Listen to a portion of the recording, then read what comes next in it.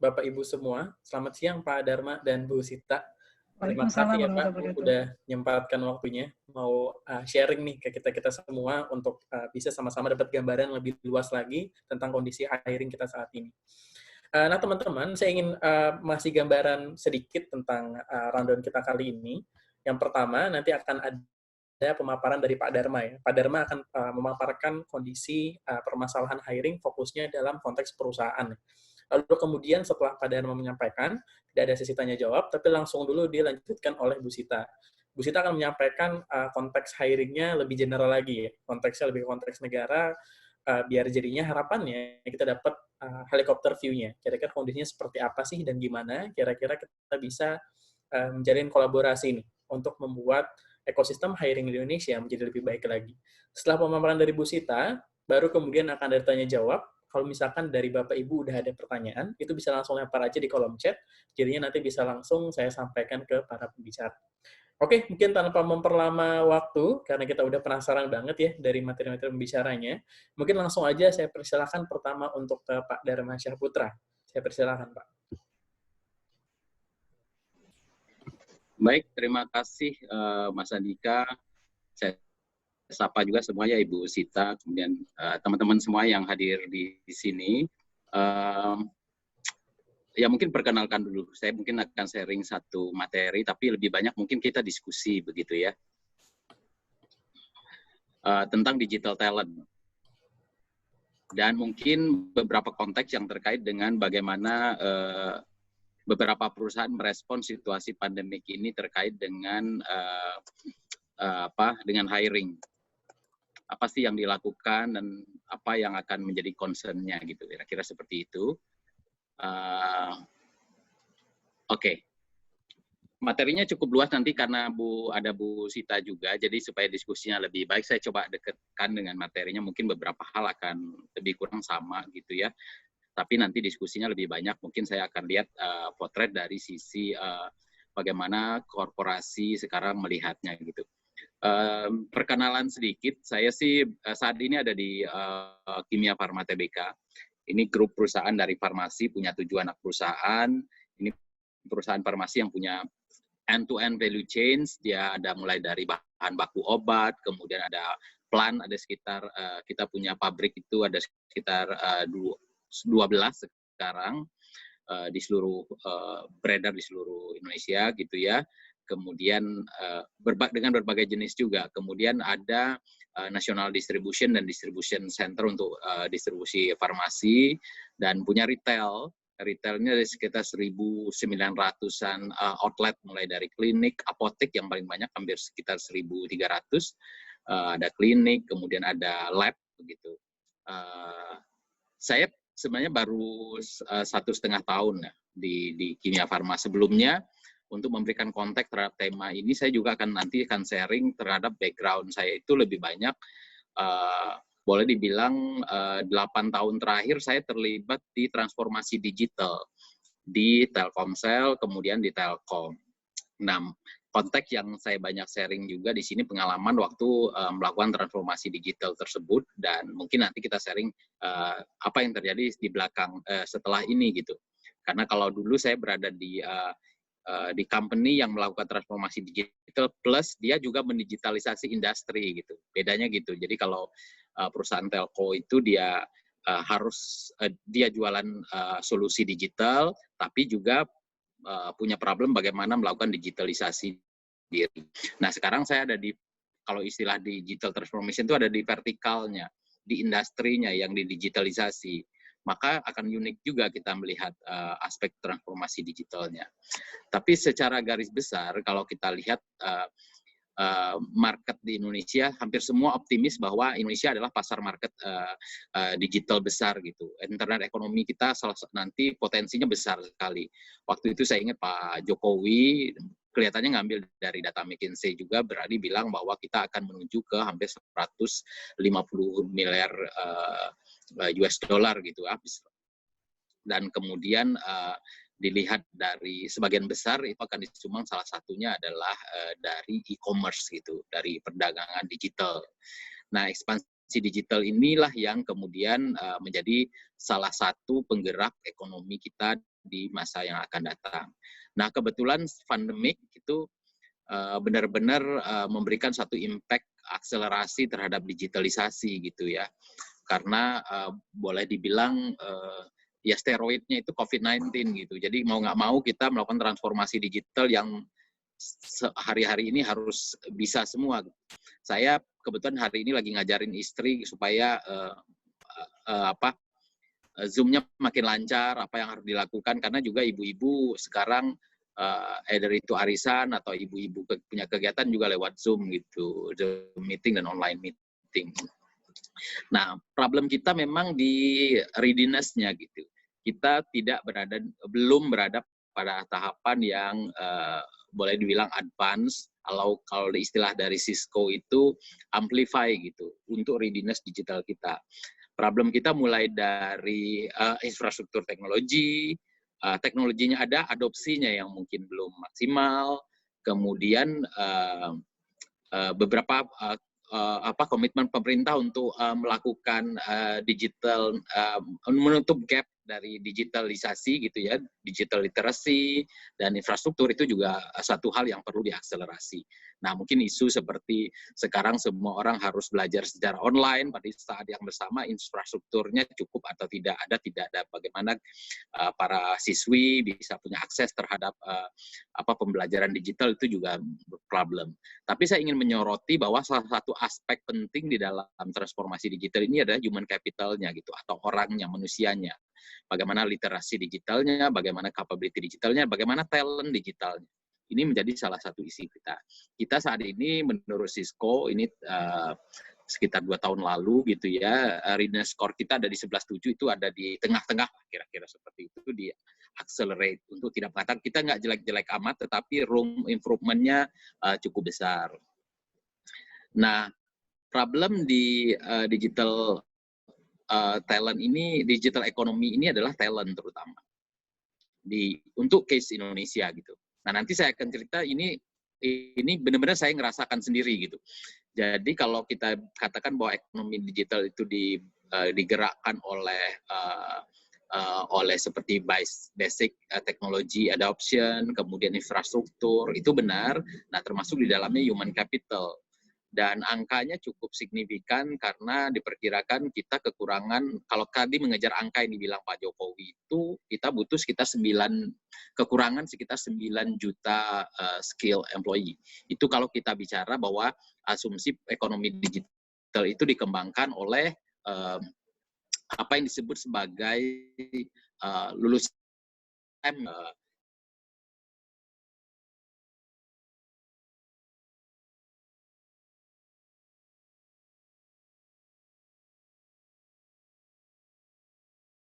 jadi science, teknologi 2 juta per tahun.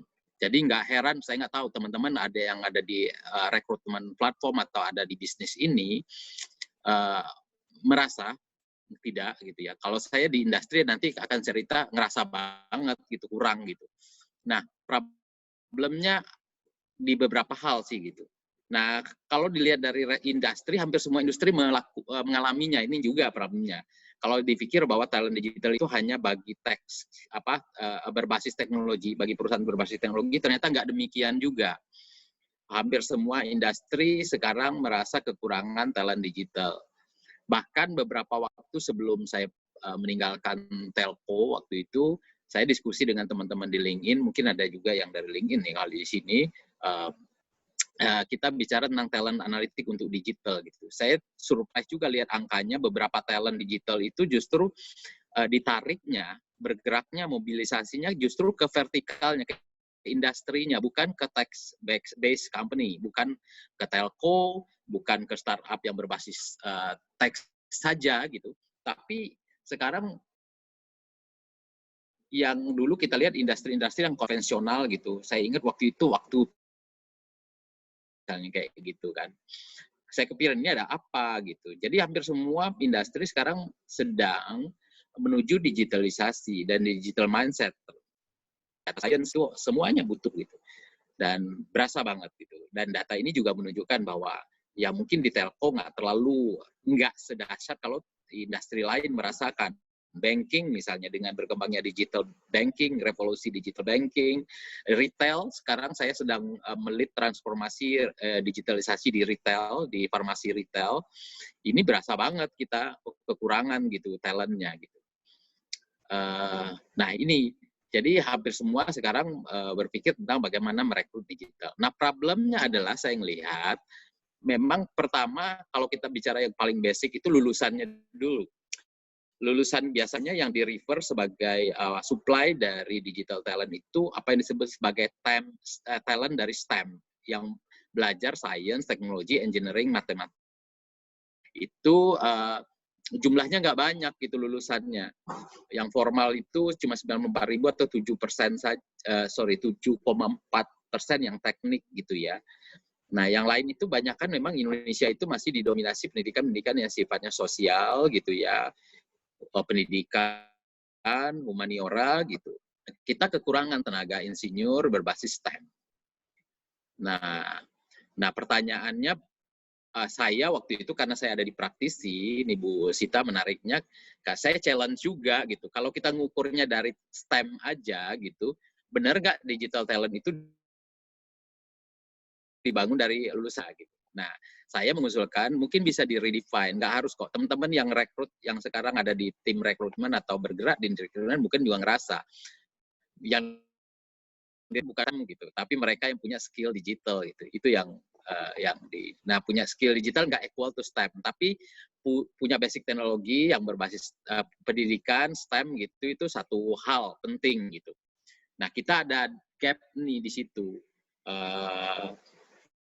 Negara-negara seperti Korea Selatan itu pantas maju gitu karena memang mereka banyak talentnya itu kuliah di jurusan-jurusan yang memang dekat banget sama digital gitu di STEM tadi gitu.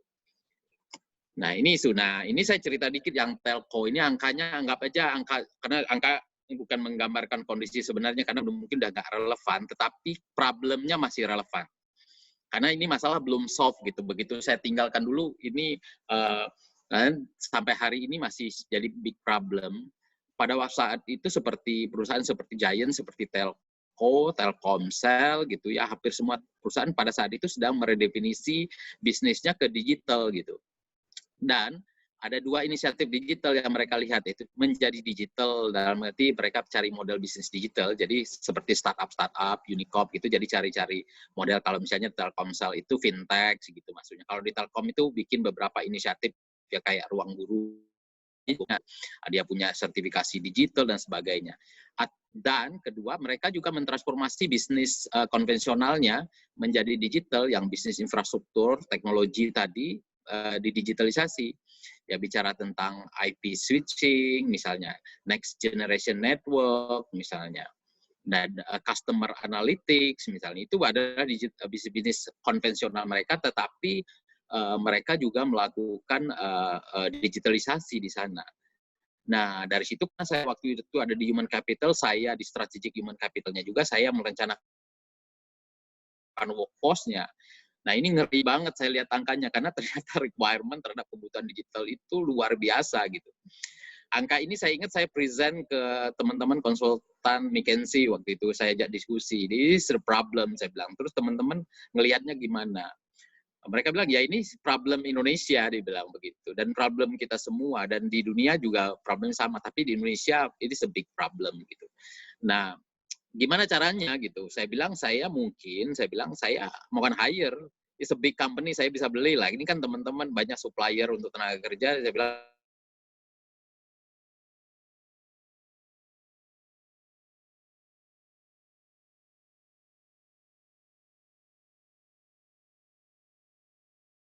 bisa lakukan. Nah, dia channel yang Anda mau kelola sekarang kalau model bisnis startup gitu. Mas Andika salah satu alumninya beberapa startup yang kita kelola pada saat itu kan baru-baru, nggak mungkin dia cari talent yang mahal dari perusahaan-perusahaan ini. Dia hire pada saat itu. Apalagi model talent digital itu mereka baru kerja 2 tahun aja udah bisa punya portofolio gitu. Saya ingat dulu saya hiring gitu ya, ada pengalaman sekitar 4 tahun gitu kan. Kalau itu dalam model rekrutmen sederhana biasa, kita mengatakannya ini talent masih baru gitu. Jadi kalau di disetarakan di kita ya saya taruh kira-kira ya officer lah, officer, assistant manager paling mentok gitu. Semacam itu, atau analis gitu kan. Tapi dia nggak ngomong gitu, bilangnya, Pak saya punya portofolio project dengan Google gitu, dan itu diterima gitu. Harga saya nggak segitu gitu. Harganya kalau disetarakan ya senior manager gitu. Nah, model rekrutmen sering banyak perusahaan sini merekrut dengan model konvensional. Itu problem juga. Buat teman-teman yang mensuplai talent digital, pasti terutama perusahaan-perusahaan yang baru melakukan transformasi digital gitu, di luar yang unicorn gitu, yang memang mereka basisnya adalah startup gitu, mereka it's a problem buat mereka buat mematchkan model rekrutmen seperti itu ke internalnya gitu. Nanti nggak pas, karena di dalam mindsetnya masih konvensional gitu, masih mindset yang lama bahwa rekrut digital itu lihat dari masa kerjanya gitu, susah kan gitu. Nah, pada waktu itu ini salah satu problemnya, gap-nya besar sekali. Dan kalau kita bicara apa aja sih talent-talent digitalnya, ya macam-macam, mulai dari UI UX designer, front end developer, back end developer, software engineer, software quality, dan banyak skill-skill baru yang pada saat itu nggak kita pernah kenal sebelumnya, terutama perusahaan-perusahaan yang saya bilang di industri yang tadi, dia adalah industri-industri yang legacy, tapi mencoba mentransformasi dirinya menjadi digital. Dia nggak biasa dengar gini. Kau dengar nggak, kalau di marketing kita punya namanya growth hacking gitu kan, growth hacker gitu. Wah, ada profesi begitu ya gitu. Nah, it's a big problem.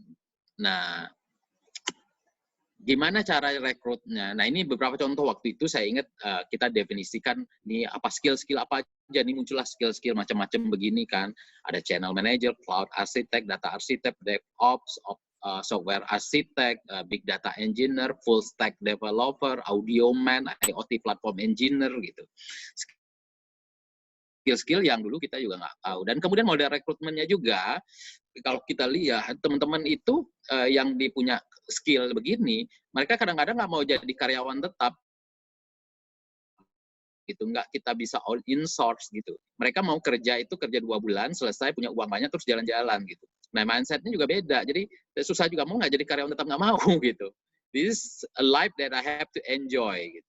Nah, gimana dong gitu? Atau banyak penyedia yang nawarinnya itu model outsource aja, udah kita outsource aja, kita kerjain selesai deh, pokoknya Bapak tenang aja gitu.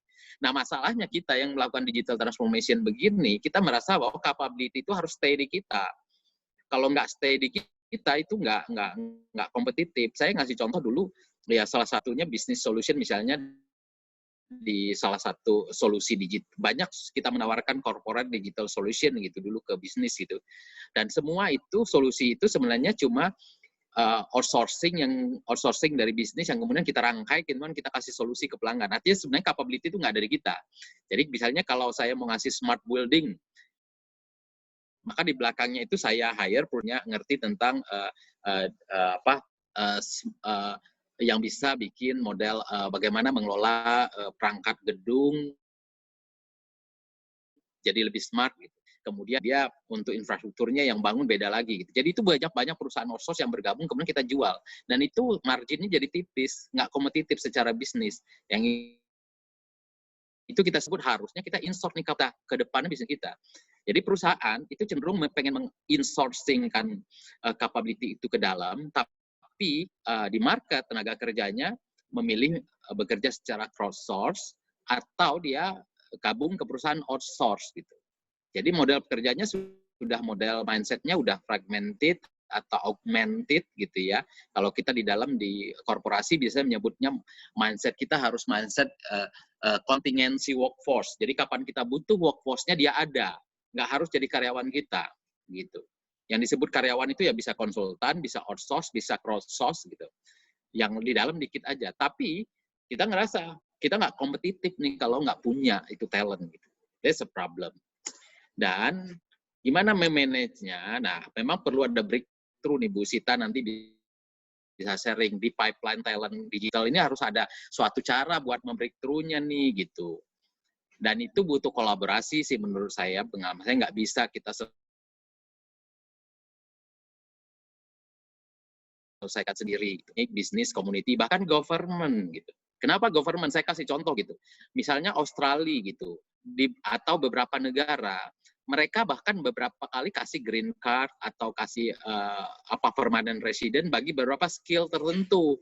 Pada saat itu skill digital lagi dicari, ya mereka semua nawarin bagi warga negara Indonesia yang jago, misalnya punya data science gitu, developer gitu, mereka tawarin jadi warga negara, bahkan dikasih insentif.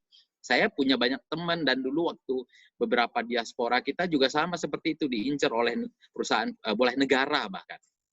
Kemudian bisnis dan community tadi, karena community kaitannya dengan tadi yang model crowdsourcing. Ini mindset cara melihat bekerja. Akademik, nah ini another problem. Nanti Bu Sita bisa sharing deh. Akademik, karena kaitannya dengan bagaimana kita mendidik talent itu bisa match dengan kebutuhan di industri. Problem kita juga lulusan-lulusan yang tadi even dia STEM, tapi begitu masuk ke dalam juga nggak bisa langsung kita pakai gitu. Itu problemnya. Namanya saja lulusan engineering, tapi begitu dalam yang dihadapin beda lagi. Itu buat mereka belajar lagi gitu. Nah, ini saya kasih contoh tadi berpikir ekosistem waktu itu kita bangun di telco gitu ya, ada ekosistemnya gitu. Karena nggak mungkin hanya kita saja yang menyelesaikan problem digital negara ini, ada mulai dari institusi pendidikannya, pemerintah, kemudian platform-platform, para supplier tenaga kerja gitu. Kita harus sama-sama bersama bekerja. Jadi mindset kita hari ini berpikir bahwa tidak hanya masalah rekrutmen digital talent, tapi bagaimana men-solve problem digital talent gap di Indonesia. Masih kita berpikir mungkin lebih mega thinking. Saya ngajak teman-teman yang ada di rekrutmen atau di talent acquisition gitu ya, atau di supplier, di tenaga talent digital gitu. Bahwa pikirnya sekarang let's think big, bahwa sebenarnya negara ini punya problem seperti itu dan bagaimana kita men-solve-nya. Kita mungkin hand in hand gitu. Kalau Anda mau supply tenaga talent digital, marah supply chain-nya kan harus dipikirin bahwa suppliernya dari mana nih, dari sekolah, dari perguruan tinggi. Nah masalahnya kalau kita rekrut dari perguruan tinggi juga nggak langsung match. Mungkin ada effort buat melakukan edukasi pendidikan. Nah saya melihat ada tren sekarang anak-anak yang tadinya lulusan perguruan tinggi itu ngambil skill belajar sendiri gitu. Mereka ngambil kursus yang berbasis skill untuk kemudian punya capability digital sehingga lebih relevan pada saat itu disuplai kepada tenaga kerja. Nah ini berpikirnya seperti itu. Nah, banyak hal nanti kita diskusi aja. Kalau yang ini nanti kita link and match industry college itu dan university jadi penting. Vocational studies yang SMK itu lagi naik daun benar nanti. Kita melihat bahwa sekarang justru saatnya yang skill based. SMK, Politeknik itu justru kita cari lulusannya developer, coder gitu. Satu pada saat dia punya skill gitu. Itu yang kita butuhkan gitu. Saya ngerasa betul waktu itu pengen punya banyak developer, udah ngapain ngambil harus S1, nunggu S1, ngambil SMK, Politeknik, gitu. Tapi mereka langsung kerja dan mereka very productive gitu. Dan bisa kita didik pada saat kita akuisisi harganya nggak terlalu mahal. Nanti kalau kita udah di dalam kembangkan harganya kalau kita lepas mahal tuh gitu. Jadi mahal karena udah belajar di tempat kita gitu.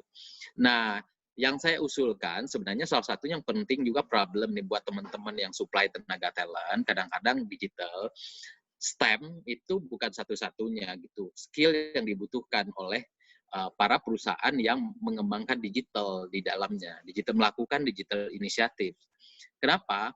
Hard skill tadi cuma satu hal gitu. Saya pikir Mas Andika punya sangat banyak pengalaman begitu mengelola startup gitu. Problem di startup itu bukan cuma problem skill set teknis gitu. Soft skill jadi sangat penting gitu. Kemudian itu yang kenapa kita lihat. Misalnya di sini kan ada riset ternyata memperkuat bahwa ternyata beberapa soft skill yang dibutuhkan seperti customer centricity gitu. Itu kan mungkin nggak diajarkan di STEM gitu, engineering gitu. Diajarnya padahal begitu kita mengembangkan suatu aplikasi digital, pertama yang harus dipikirkan itu kan design thinking, mikir tentang customer centricity gitu. Nah ini soft skill yang mungkin nggak diajarkan dulu gitu. Nah kita beruntung karena punya mindset sekarang ada namanya design thinking, itu jadi suatu body of knowledge yang belajar sehingga soft skill dan hard skill itu jadi mix gitu. Passion for learning ini sangat penting gitu karena belajarnya sekarang udah mikro. Anda punya problem apa, mengembangkan UI UX misalnya, ketemu mentok seperti apa, Anda belajarnya langsung hari itu, cepat ketemu, cari, belajarnya mikro. Cari di YouTube, kontak kepada para mentor yang punya skill bagus gitu. Ya, atau dulu tim saya belajar itu nggak mau tahu-tahu, nggak mau belajar. Mereka kalau punya problem misalnya mengembangkan UI UX, mereka cari head of UI UX-nya Google siapa gitu. Jadi mereka sangat demanding, udah kita tanya aja ke dia kan, gampang nanyanya gitu. Nah, udah belajarnya udah begitu. Nah, yang penting passion for learning-nya. Kemudian kolaborasi, kemudian data driven mindset, data driven decision making, for example. Jadi, saya melihat bahwa kalau kita hanya bicara STEM itu sangat kecil gitu, kita butuh beyond itu, tetapi satu hal juga berarti kita punya opportunity bahwa di luar STEM juga banyak digital talent gitu, yang mungkin kita tinggal kembangkan hard skill-nya sedikit, karena nanti proses pembelajaran yang penting. Nggak ada sekarang semua yang kita ajarin di science, teknologi, engineering, math, itu langsung match juga dengan problem yang dihadapi pada saat kita mengembangkan digital initiatives. Nah, sama, belajarnya sama gitu. Yang dibutuhkan justru capability learning-nya kan gitu. Artinya siapapun bisa gitu. Cenderung bisa. Jadi kalau kita hire sekarang misalnya dia background-nya S1 pertanian gitu. Tapi dia punya passion for learning-nya luar biasa. Dia belajar aplikasi, belajar coding gitu dengan cepat. Kemudian along the way dia juga bisa belajar gitu. Nah, background-nya macam-macam. Karena saya dulu juga mengembangkan beberapa inisiatif digital itu, kita udah nggak waktu itu ngerubah model rekrut kita. Kalau dulu basisnya itu benar-benar background pendidikan dilihat. Tapi begitu ngomong digital, kita nggak bicara itu lagi, kita lepas gitu. Saya punya teknik kimia untuk mengembangkan, mengembangkan salah satu model startup, internal startup kita untuk inisiatif digital misalnya gitu. Ada pertanian gitu. Tapi passion for learning-nya, problem plus opportunity. Problemnya adalah STEM talent nggak cukup. Mereka butuh soft skill. Tapi artinya kita juga membuka kesempatan bahwa sourcing untuk digital talent itu nggak hanya STEM, tetapi juga banyak dari berbagai bidang keilmuan. Yang dibutuhkan apa? Ya ini filling the gap antara kebutuhan industri dengan skill pada saat dilakukan pada saat mereka akan masuk ke industri.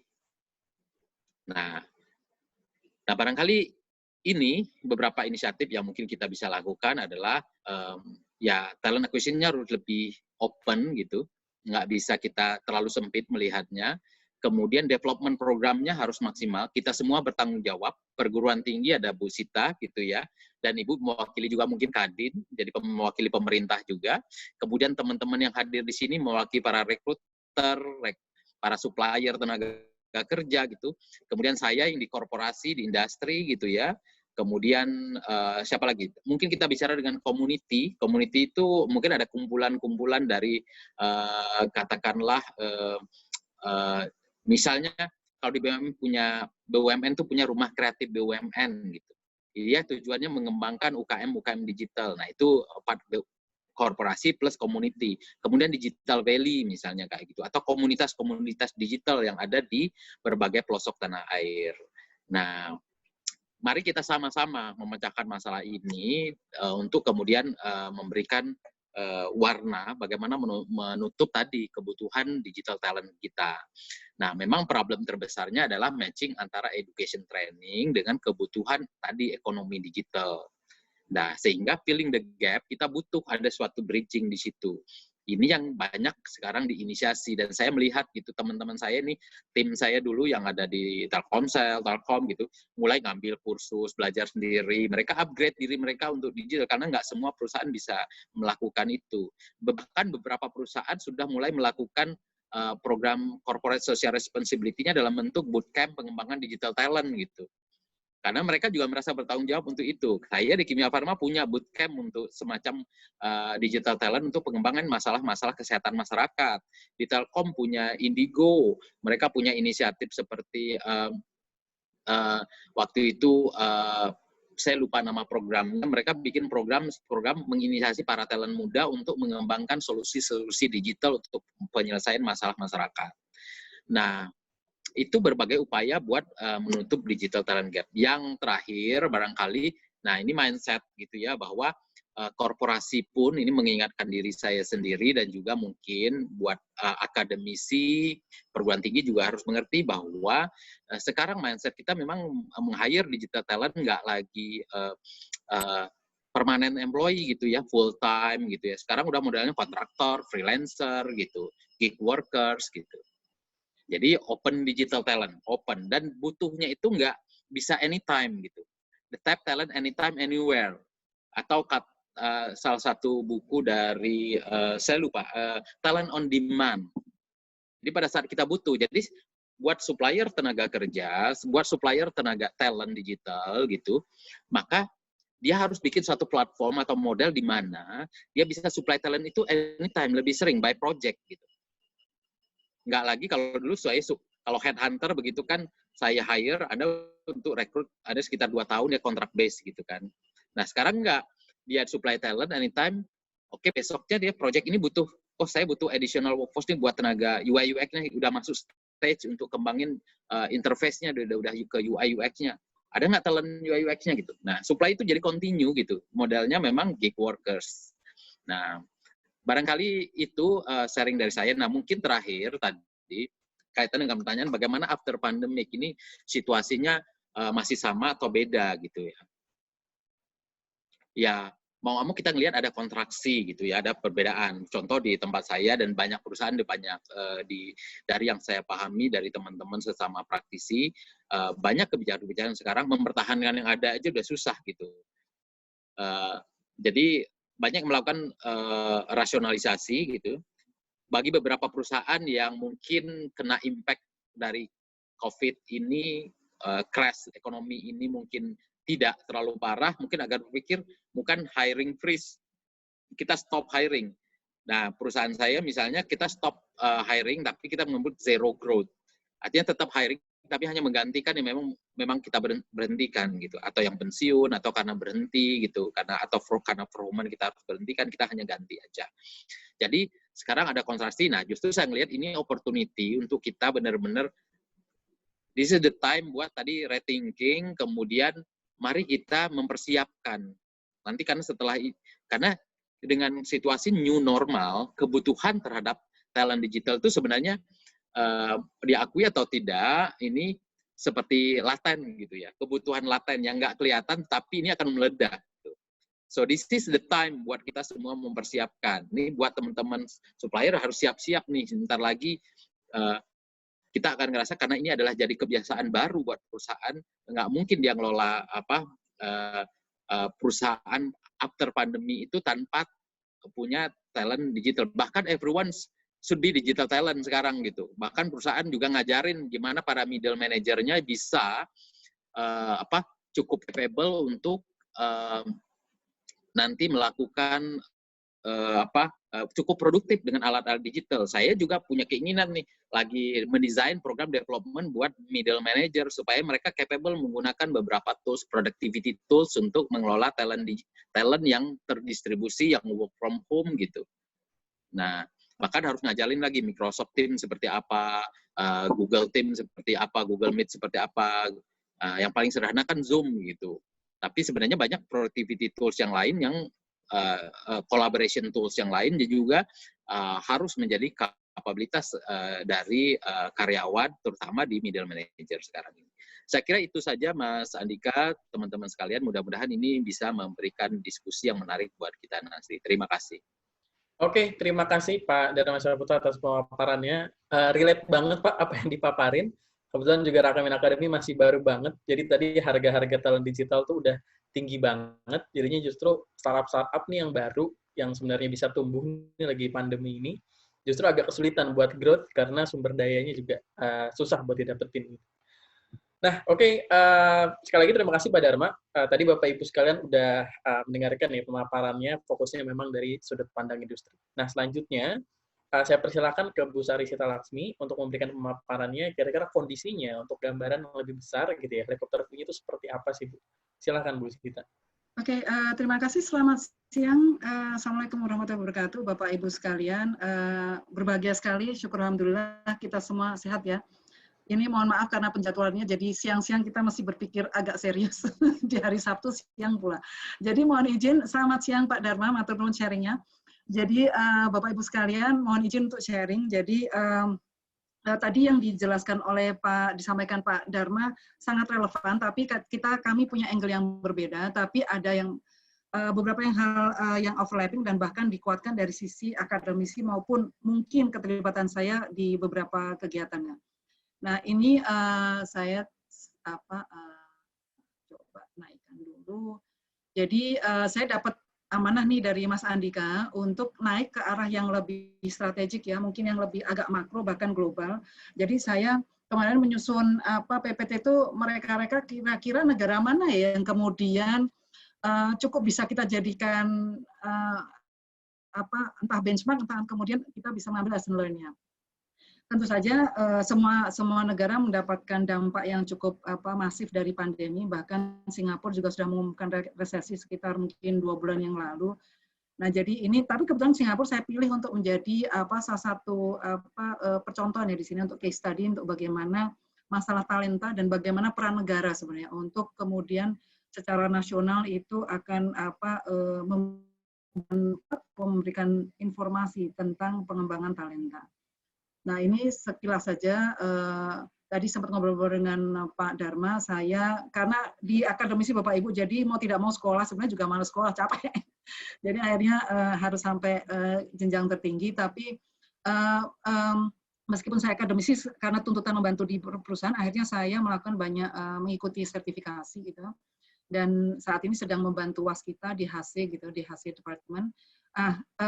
Pada saat Menteri Ketenagakerjaan yang lama, saya menjadi anggota Komite Pelatihan Vokasi Nasional. Sebenarnya itu yang tadi Pak Dharma sampaikan, itu sebenarnya kita itu triple helix Pak di situ. Jadi di situ ada unsur industri, saya mewakili unsur akademisi, kemudian ada unsur birokrasi, dan juga ada unsur serikat pekerja bahkan. Nah, ini sebenarnya kita yang tadi sempat terlontar dari Pak Dharma, ini sebenarnya kebutuhan talenta ke depan seperti apa? Kemudian peran negara di mana? Kemudian nanti kalau mau kita tarik lagi, digital talent kita ada dorongan nggak? Ada desakan nggak? Tersertifikasi tidak? Jadi kemudian jaminan standar kualitas orang yang dibilang kompeten itu seperti apa? Nah, kita akan banyak nanti mungkin diskusi di situ.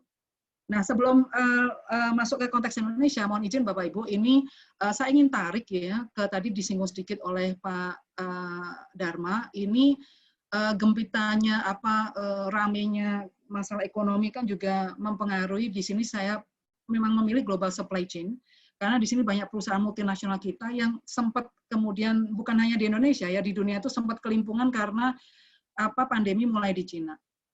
Ternyata dengan adanya ini pernah saya sampaikan, ada Mas Andika di forum itu, di forum Kadin Rakernas Kadin sekitar bulan Juli, itu adalah baru nyadar kita itu bahwa ketergantungan dunia pada Cina itu sangat besar gitu. Jadi kita coba lihat produksi kita, itu produk-produk kita tuh sebenarnya apakah murni dari Indonesia, produksi dari cradle to grave-nya di Indonesia, atau ada unsur-unsur entah pautnya, entah bahan mentahnya, entah nanti produk setengah jadinya dijadikan produk akhir itu ada di Cina atau tidak.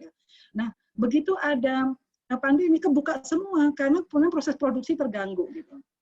Urusan medical supplies juga sama. Jadi ternyata Cina itu mengendalikan memang global supply chain yang sangat signifikan. Studi yang terakhir dari satu kelompok profesor itu juga menyatakan demikian. ADB juga menyatakan demikian. Indonesia keterlibatan di global supply chain tidak terlalu besar. Kalah dengan Vietnam, apalagi dengan Cina gitu. Nah, jadi ini membangunkan kita semua. Apakah itu menjadi peluang atau kemudian malah menjadi hambatan? Nah, jadi kemudian dengan adanya coronavirus tentu saja kemudian mendisrupsi global supply chain. Perlu perlu saya sampaikan di sini, ini adalah ini hasil dari sebuah riset gitu ya. Untuk melihat beberapa negara itu melakukan ekspor yang menjadi salah satu indikator itu adalah ekspor untuk high tech goods. Jadi misalnya di itu ada Jerman, ada USA. Jadi semakin tinggi ke atas di sumbu vertikal itu semakin besar porsi atau kontribusi mereka di dalam global ekspor untuk high tech, produk high tech. Nah, di bawah itu yang sumbu horizontalnya, semakin ke kanan itu adalah semakin besar ketergantungan, ada unsur dari produk kita itu dari Cina, dari global supply chain dari Cina. Nah, ini Indonesia yang saling kari merah, Bapak Ibu. Jadi kalau Indonesia itu share di global ekspornya rendah, tapi kita ketergantungan pada Cina-nya tinggi. Gitu. Nah, apakah itu sesuatu yang menggembirakan? Enggak juga, gitu. Karena USA juga salah satu negara yang kemudian di awal-awal pandemi, itu kemudian ingin merelokasi pabrik-pabriknya. Batch pertama relokasi, itu kita ramai di Indonesia, tapi ternyata yang mendarat di Indonesia enggak ada. Jadi ada sekian perusahaan yang akan dipindahkan dari Cina, itu ternyata nggak ada yang landed di Indonesia. Gitu. Yang batch kedua, konon Pak Jokowi menyatakan ada yang mendarat, tapi realisasinya belum, artinya belum, saya belum melihat sampai di situ. Mungkin sudah dalam proses membuat FDI baru gitu. Nah, negara-negara tulisan yang warnanya orange itu ada negara-negara di Eropa Timur itu yang menunggu remah-remah dari relokasi tadi. Ada Polandia, ada Hungaria, ada Slovakia dan sebagainya. Ini karena pindah, mereka nunggu remah-remah. Caranya bagaimana? Mereka ada investment friendly, ada pokoknya relaksasi kebijakan supaya pindahnya jangan ke Asia Tenggara dong, karena disinyali Indonesia itu menjadi satu darlingnya selain Vietnam gitu. Nah, ini negara yang kemudian mentarget itu. Misalnya Kazakhstan itu Vero Alloys, kemudian Maroko itu Fertilizers, kemudian Jordania itu Sports Clothing. Jadi ini produknya sangat beragam, mulai dari frozen vegetable sampai kemudian yang lumayan high tech, yang tadinya ada di Cina. Nah, ini yang kemudian saya sangat suka dengan metafora ini. Ini yang mengeluarkan adalah Profesor Baldwin, itu adalah International Economics gitu ya. Kemudian dia menyampaikan sebenarnya pandemi itu lebih cocok pakai metafora yang mana? Apakah metafora rubber band dynamics atau paperclip dynamics? Rubber band dynamics itu kalau kita jepretkan, dia akan kembali ke bentuk semula. Kalau paperclips kita buka rangkaiannya, dia akan tidak kembali ke bentuk semula. Nah, pertanyaan besarnya adalah pandemi ini akan seperti apa gitu dampaknya. Nah, menurut beliau itu, dan saya setuju gitu, rubber band dynamics itu disebut dengan non-hysteretic process, temporary shock tapi temporary effect. Nah, sedangkan paperclip dynamics itu hysteretic process, temporary shock tapi permanent effect. Nah, dipercaya pandemi itu yang bawah gitu. Berarti kalau kita HR approach, kemudian termasuk rekrutmen menggunakan cara lama, yaitu nanti mungkin nggak pas untuk kalau kita diskusi pasca pandemi. Kalau even if there is any pasca pandemi ya, karena dinyatakan selamanya kita akan selalu dilingkupi oleh kondisi COVID gitu. Nah, laporan ini juga menyampaikan bahwa jobs that will return are those cannot be done remotely. Cannot be done remotely. Jadi sekarang sebenarnya tadi yang Pak Dharma sampaikan, kesempatan pandemi ini ada yang berpikir optimis dari perusahaan, itu kesempatan untuk mengevaluasi proses bisnis, model bisnis, kira-kira yang nggak efisien di mana sih, kira-kira yang bisa diadakan remote seperti apa sih. Nah, itu yang pekerjaan yang tidak akan kembali seperti semula. Yang kedua terkait dengan digital talent tadi, atau misalnya kita ada AI, IoT, dan sebagainya, itu pekerjaan yang tidak bisa diambil alih oleh dia sebut white collar robots, mungkin itu AI, itu baru bisa diambil orang. Gitu. Kalau enggak, ya nanti akan digantikan oleh kemajuan teknologi. Nah, apakah itu dipercaya bahwa yang namanya social cognitions, judgment, empathy itu berkah Allah gitu. Artinya itu yang sesuatu yang sejauh ini dipercaya belum bisa di-capture. Artinya nanti mungkin ke depan jangan-jangan nanti betul-betul isi hati dan isi ini AI itu bisa menyerupai orang. Tapi selama ini yang kemudian menjadi soft skill yang tadi mungkin Pak Dharma sampaikan, ini perlu dipertimbangkan oleh tenaga recruiter gitu. Talenta-talenta juga yang mempunyai kemampuan ini, social cognitions ini. Ya, karena dia akan lebih langgeng karena diprediksi tidak akan dalam waktu dekat tidak akan diambil alih oleh bangsa yang lain, yaitu bangsa teknologi gitu. Nah, ini contoh example of hysteretic process. Kebetulan karena saya lembaga pendidikan, koleksi saya adalah artikel gitu. Ini orang kurang kerjaan. Jadi saya rutin mendownload artikel-artikel dari Harvard Business Review. Ini keluar di tahun 2020. Jadi contohnya ini adalah mungkin Bapak Ibu sudah familiar adalah gambar WTC. Ya. Ini pada saat WTC itu di tahun 2000 awal itu temporary decline in air travel. Temporary decline. Nah, ini yang tadi kalau ibaratnya gambar metafora dia karet gelang gitu. Yang menetap itu ada ini, a lasting shift in societal attitudes about security and safety ya, about the trade-off between privacy and security. Jadi kalau setelah WTC itu kan di strip search gitu, maksudnya kaos sepatu copot, kaos kaki copot gitu dan sebagainya. Alat apa yang mengandung cairan ini yang tidak hilang gitu. Ini yang kemudian menjadi permanen. Nah, contoh berikutnya itu ada SARS. Ya. SARS itu karena adanya SARS, justru Alibaba itu muncul gitu. Jadi accelerating a structural shift to e-commerce, paving the way to the rise of Alibaba and other digital giants. Penyebabnya pertama apa? SARS. Ini menurut Harvard Business Review di tahun 2020 ini yang saya kutip di sini. Jadi ini menjadi sebenarnya kita mindset optimistisnya ternyata banyak juga yang bisa mendapatkan peluang dari kondisi krisis. Nah, ini yang diarahkan gimana sih untuk kemudian identify growth opportunities. Yang kuning-kuning itu adalah yang declining. Yang biru-biru itu adalah yang nanti akan naik. Nah, jadi mulai dari working from home itu nanti jadi pakemnya, eating at home, entertainment. Jadi kalau misalnya kita berkiprah di entertainment, nanti talenta seperti apa, kompetensi seperti apa, ya yang mengarah di industri-industri yang diprediksi itu akan growing gitu. Bukan industri yang declining kayak airlines, hotels. Nah, ini perlu revamping ya. Kemudian ini mau seperti apa gitu, yang talenta yang dibutuhkan di industri semacam ini yang kuning-kuning tadi. Nah, ini ada detailnya reassess growth opportunities. Jadi kemudian ada ternyata changing habits. Kemudian tadi tidak boleh alergi dengan data. Gitu. Anomalies usually emerge from data that is both granular. Contohnya begini Bapak Ibu. Saya ambil contoh di sini. Sinema gitu, hiburan. Itu sebelum adanya pandemi kan dia sudah agak turun sebenarnya. Inovasinya mungkin ya dengan fasilitas nonton bioskop yang lebih nyaman, yang 3D lah, yang apalah gitu.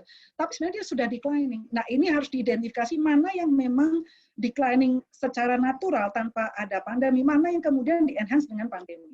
Di industri migas mungkin, sebelum pandemi sudah declining gitu kondisinya. Sekarang digenjot lagi dengan adanya pandemi. Jadi kondisinya lumayan memprihatinkan gitu ya. Kemudian kalau kita lihat misalnya ada data tentang, saya baca kalau nggak salah di New York Times kalau nggak salah itu dari LG yang produsen jetnya itu turun banyak sekali, dia harus PHK, harus furlough, merumahkan, dan itu dampaknya karena apa? Karena Boeing itu juga melakukan PHK, mengecilkan produksinya. Boeing melakukan pengecilan produksi karena industri penerbangan yang one of the hardest hit industri. Jadi kalau di global supply chain ini akan berpengaruh gitu. Nah, kita sebagai HR specialist atau kemudian konsultan berpikir nanti kalau ini the whole proses ini hulu hilirnya kena, kemudian kita butuh yang seperti apa nih ke depannya? Karena mungkin the whole industry akan direvaluasi, yang dibutuhkan formatnya akan seperti apa.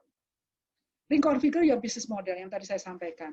Can you take the value you offer online atau tidak? Which platform you should work with gitu. Kemudian can you expand your customer niche? Jadi niche market gitu.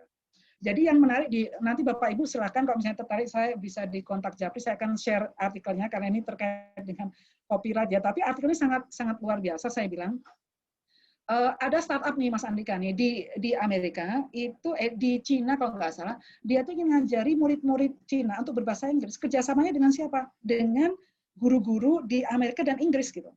Jadi udah lintas bidang ini. Kompetensi kelancaran dalam berbahasa gitu. Nah ini yang mungkin, ini niche market gitu. Reallocate your capital. Jangan sampai perusahaan itu menginjek atau memasukkan resources pada talenta-talenta atau occupations yang declining gitu. Atau kegiatan yang kemudian sangat, makanya levelnya harus diidentifikasi level strategik dulu gitu. Mau kemana industri ini dibawa gitu.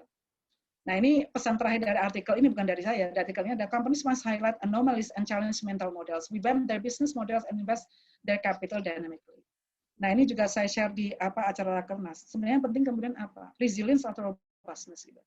Resilience itu the ability to return to the normal operations over an acceptable period of time post disruptions. Kalau pertanyaan di topik kita diskusi hari ini, during dan pasca pandemi, berarti yang kita butuhkan resiliency atau robustness. Kalau robustness itu the ability to maintain operations during crisis. Kita harus bisa meletakkan kepala itu di atas air, nggak tenggelam gitu, kita nggak minum air kolam gitu. Nah jadi contohnya itu ada Samsung itu di Korea. Itu dia menjamin continuity productions itu dengan dia menyebar gitu. Jadi yang di Cina collapse, dia punya sumbernya yang di negara mana gitu. Nah ini kalau misalnya Bapak Ibu yang digital talent, itu beberapa perusahaan sudah melirik yang blockchain. Blockchain itu kan nantinya, tapi Indonesia kan belum ikut dalam konsensus atau apa di dunia tentang blockchain. Saya diskusi dengan suami saya yang kerja di otomotif gitu ya. Nah, jadi di blockchain itu nanti akan bisa mengidentifikasi negara mana yang bisa menyediakan bahan baku apa, kemudian yang paling efisien dan sebagainya. Data itu nanti akan muncul. Jadi perkembangannya seperti itu. Jadi ini juga tadi yang Pak Dharma sampaikan, STEM itu menjadi penting, tapi kompetensi-kompetensi lain yang tadi saya sebutkan juga tidak kalah krusialnya. Makanya waktu fokus ada increase resiliency. Kita bicara resiliency bukan resiliency Indonesia saja, tapi as a whole itu kita harus bicara. Kita resilient, tapi bahan baku kita produsennya nggak resilient. Nah, kita kelimpungan nih pada saat kemudian proses produksi. Nah, ini demand dari business situation during and post pandemic. Ini ada perubahan dari sisi demand, ada perubahan dari sisi supply.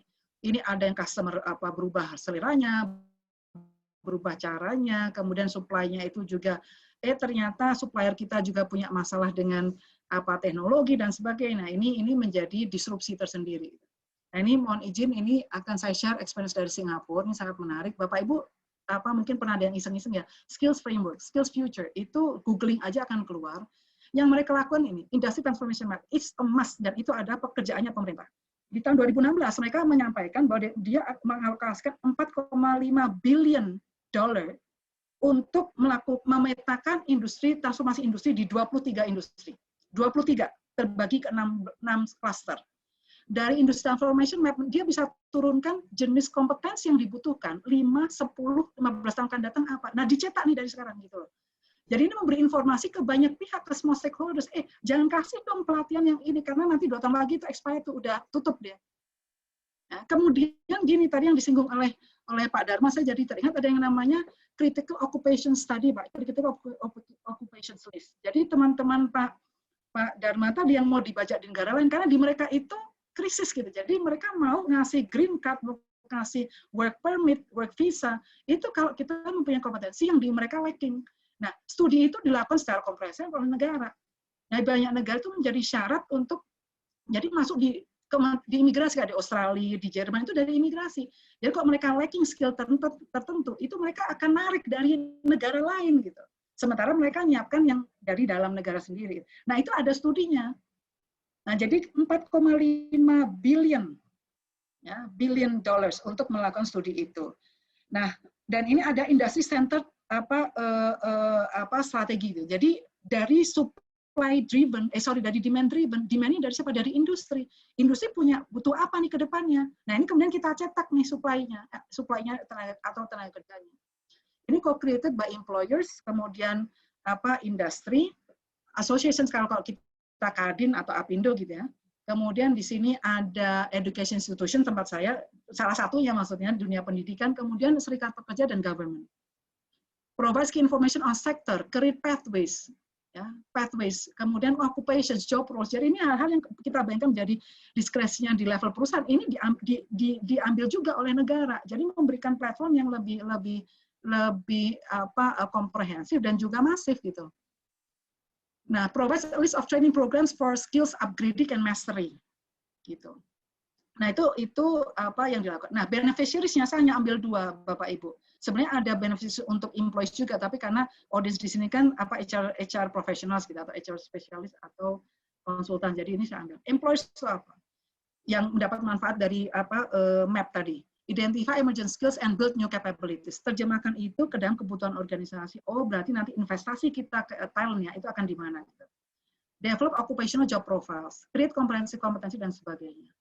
Nah, di sini pementasingan memberikan voucher pada penduduknya, dikasih voucher. Nanti kalau mau upgrading, reskilling dan sebagainya, ini vouchernya dari negara gratis. Ini endorsement-nya, ini loh lembaga pelatihan yang kredibel. Ini nanti berikut sertifikasinya gitu. Jadi itu disediakan oleh negara. Nah, training providers itu bisa mendapatkan gambaran lebih jelas, gain better insights into sector trends, as well as existing emerging skills in demand so as to innovate and contextualize their kurikulum. Nah, jadi ini saya bilang ini saya ajak Bapak Ibu sneak peek deh, kita ngintip yang dilakukan di negara lain seperti apa. Saya kebetulan nemu nih talent exchange itu supported by McKinsey. Jadi tadi yang disampaikan Pak Dharma juga, ada organisasi harus mem-PHK, merumahkan, letting people go, tapi ada organisasi lain yang butuh kompetensi itu atau orang-orang itu dengan cepat gitu. Nah, di sinilah peran AI, Artificial Intelligence.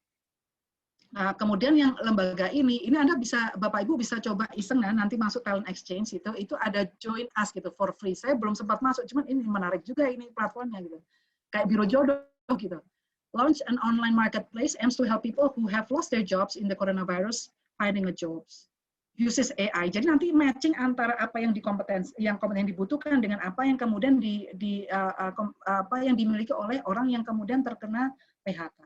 Nah, ini kerjasamanya dengan bermacam-macam organisasi. Nah, ini it keeps growing. Ada Pizza Hut, ada Hyde, dan sebagainya.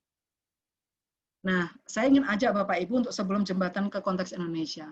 Global Competitiveness Index. Ya, kita punya, dan ini setiap tahun itu dikaji. Kita itu tidak terlalu oke. Jadi rankingnya nggak naik-naik. Nanti kan saya singgung. 73, terus dari 100 sekian negara gitu. Karena komponen ini, nah yang lumayan serius ada innovation ecosystem. Kalau kita tadi nyambung dengan diskusi dengan Pak Dharma, seberapa besar negara perusahaan itu willing untuk kemudian menyisihkan dana untuk inovasi, membuat kesalahan berinovasi dan sebagainya itu seberapa willing gitu. Nah ini ada human capital, ada skills, ada health. Nah ini mohon izin saya tarik ke sini nih, judulnya bukan Indonesian Competitiveness Profile, tapi lebih pada Global Talent Competitiveness Index. Kita lihat input, kita lihat output. Ya, dari kita itu diapresiasi karena kita rankingnya naik cukup serius di tahun 2020. Nanti akan saya tunjukkan gambarnya. Tapi yang dikaji ada dua.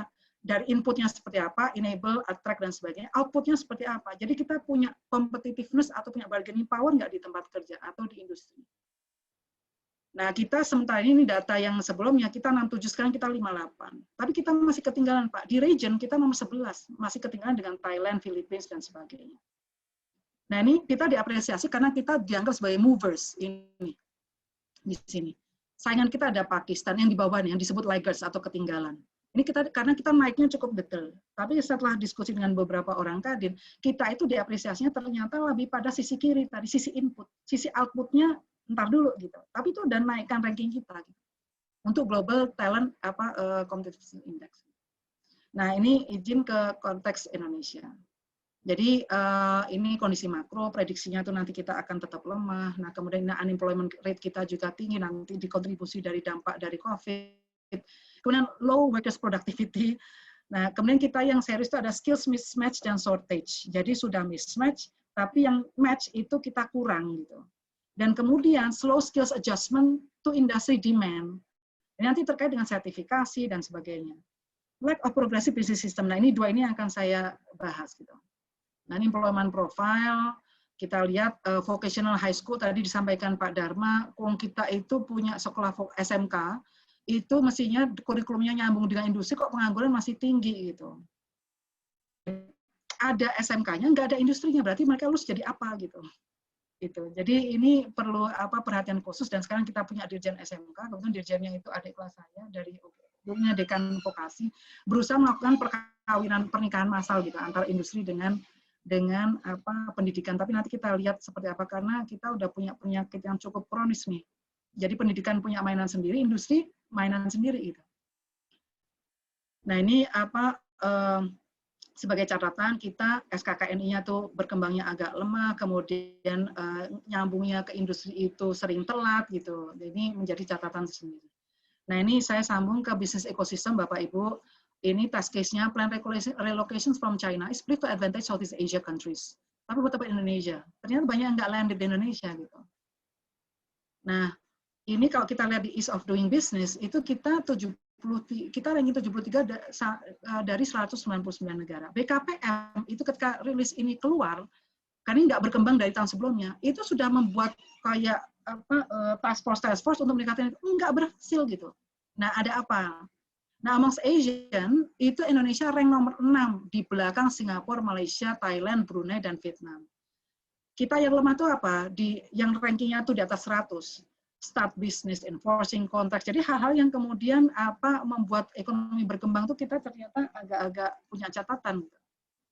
Kemudian Indonesia has made some progress, tapi kemudian yang persistently challenging itu employment issues. Gitu. Nah ini yang tadi saya sampaikan, ternyata investment board itu punya target mencapai BKPM ya, ranking 40 di tahun 2019, tapi fail. Gitu. Enggak, kita tetap tahun 2019 itu tuh ranking 73, tahun 2020 ya ranking 73 gitu. Nah, ini framework yang saya buat. Jadi adanya global pressure, adanya unmatched between skills for framework with industry transformation memunculkan kondisi ini sebelum pandemi. Low productivity, high unemployment, skill mismatch, shortage, high working poor. Jadi orang miskin dipaksa bekerja. Bonus demografi, nanti teman-teman yang milenial itu nanti akan punya, atau beyond milenial punya kontribusi besar di 5-10 tahun akan datang dibandingkan cohort yang lain. High informal sector. Nah, di level industri, di area industri, limited industry transformation map, slow digital adoption, no resilient and robust business ecosystem, limited intercompany industry collaborations. Kita coba tengok, kita punya asosiasi, kerjasama nggak mereka untuk membangun industri? Di level asosiasinya ya. Jadi jangan-jangan antar perusahaan lirak-lirik, saring sodok, tapi nggak kerjasama. Ya yang lemah nanti industri kita, as a nation. Nah, COVID-induced conditions, jadi insurgence of layoff, kemudian massive furlough itu perumahan. Premature job obsolete, jadi kemudian pekerjaan itu menjadi usang secara prematur, shrinking employment, kemudian plant and company closure. Nah, ini kemudian require strategic HRM, salah satunya adalah untuk rekrutmen itu lebih krusial. Nah, ini tadi yang disampaikan, disinggung juga oleh Pak Dharma, collaboration ya, ini yang saya bangun bagaimana ekosistem itu dibangun. Ini betul Pak, Bapak Ibu, government itu punya peran sangat krusial, prioritas sectors for economic recovery. Contoh di Singapura tadi, Bapak Ibu, itu 23 industri itu menyumbang 80% dari GDP. Jadi memang diplot untuk 23 sektor itu yang menjadi driversnya. Nah, jadi nggak tanggung-tanggung. Protect vulnerable workers group ini masuk ke employee atau workers ya. Sampai kemudian initial yang tadi saya sampaikan, initiate critical occupation study supaya kita tahu sebenarnya ke depannya tuh kita butuh kayak apa sih gitu. Industrinya dulu mapping gitu. Setelah itu kita turunkan butuh kompetensi kayak apa. Kemudian kita petakan dari supply cukup nggak? Waduh nggak cukup, shortage, massive shortage. Berarti anggaran negara dialokasikan untuk melatih ini, jadi 5 tahun akan datang kita nggak akan kekurangan talent. Nanti training providers, HR spesialis akan diminta bantuan ini loh. Nanti dibantu melatih ini, nyiapkan ke sini, mereka diajak bicara. Nah itu yang sebetulnya ekosistem butuhkan. Gitu. Industri, cost competitiveness ke risk competitiveness. Kita bicara cost competitiveness sudah biasa. Sekarang resiko. Itu kita udah hitung atau belum? Mindset ya. Nah, jadi ini collaborate more intensively among players, biasanya nggak kompak gitu. Nah, untuk firm atau company level. Nah, kemudian di sini ada akademisi, tugasnya ini kayaknya 2, tapi ya agak bikin pusing. Employees, kemudian seek ways to become more efficient and productive for the new normal period. Be proactive for social dialogues, dan kemudian ikut independent training program. Nah, ini yang terakhir Bapak Ibu, yang saya top of mind yang saya pikirkan. Jadi, kalau kita lihat artikel di Harvard Business Review tadi, itu perusahaan-perusahaan itu terbantu sekali dengan mereka itu kerjasama dengan startup platform startup yang ini platform ya, dan juga yang sudah established. Jadi itu ngegenjot betul gitu. Nah, tapi sebelum ke sana itu harus future competency needs-nya harus ada diketahui. Build strategic networks dengan key stakeholders. Leverage technology advancement, contohnya dengan AI. Jadi contohnya tadi yang talent dari kerjasama dengan McKinsey tadi ya. Leverage establish as well startup platforms. Nah, jadi itu aja. Terima kasih. Semoga memberikan sedikit stimulan ya untuk kita diskusi selanjutnya. Matur nuwun, Mas Andika. Oke, terima kasih banyak Bu Sita atas pemaparannya. Seperti biasanya ya, pemaparan Bu Sita banyak banget data, banyak banget insight. Ini mungkin ada beberapa orang yang lihat kayaknya ini kok Indonesia banyak banget masalah ya Bu ya. Ini mungkin justru jadi peluang banget nih buat teman-teman, buat Bapak Ibu sekalian yang lagi bergerak di startup gitu ya. Berarti peluang solusinya ini juga masih besar banget. Oke, kalau gitu Bapak Ibu sekalian, kita sekarang akan masuk ke sesi tanya jawab. Kebetulan udah ada beberapa pertanyaan ya. Mungkin ada pertanyaan yang udah masuk, ini untuk Pak Dharma yang sebelumnya. Ini dari Bu Intan. Boleh mungkin dari Bu Intan bisa menyampaikan langsung pertanyaannya?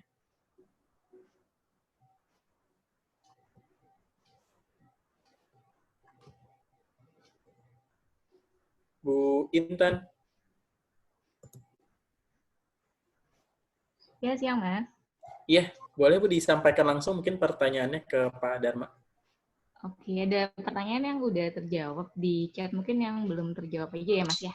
Iya. Jadi kan kalau dari presentasi yang di chat Pak Dharma tadi, kebayangnya tuh memang secara approach strateginya tuh ada talent acquisition atau enggak dari development ya, untuk kita menghadapi digital transformation.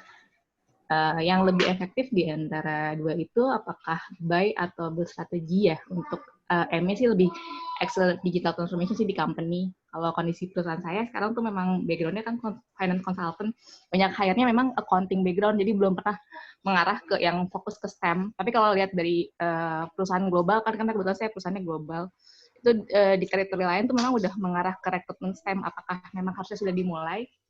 Terus mengenai ini sih, gimana untuk menumbuhkan digital mindset di employee ya, terutama karena kan biasanya kan fokusnya ke investment infrastruktur, tapi intervensi people kan jadi isu juga nih untuk speed up the digital transformation ini sendiri. Mungkin Pak Dharma bisa share pengalamannya sih terkait itu. Itu aja Mas pertanyaannya. Oke, terima kasih Bu Intan atas pertanyaannya. Silahkan Pak Dharma. Makasih Mbak Intan, tadi pertanyaannya banyak, makanya saya belum jawab semua kali ya, tapi senang dengan suara Mbak Intan tadi menyampaikan beberapa hal. Kalau dari pengalaman saya sih ngelihat kita tetap harus bangun from within itu sebagai long term competitive advantage ya. Kalau mau jangka panjang kita kompetitif itu long term, insourcing itu jadi penting. Makanya dulu saya pernah lakukan, akhirnya kita kembali lagi insourcing karena ke dalam gitu. Apalagi kalau memang pure digital gitu. Karena digital itu kan dia iterasi. Jadi nggak mungkin misalnya ngembangkan suatu platform kayak Gojek gitu kan. Awalnya kan sederhana banget, minimum viable product gitu ya. Dilempar ke market.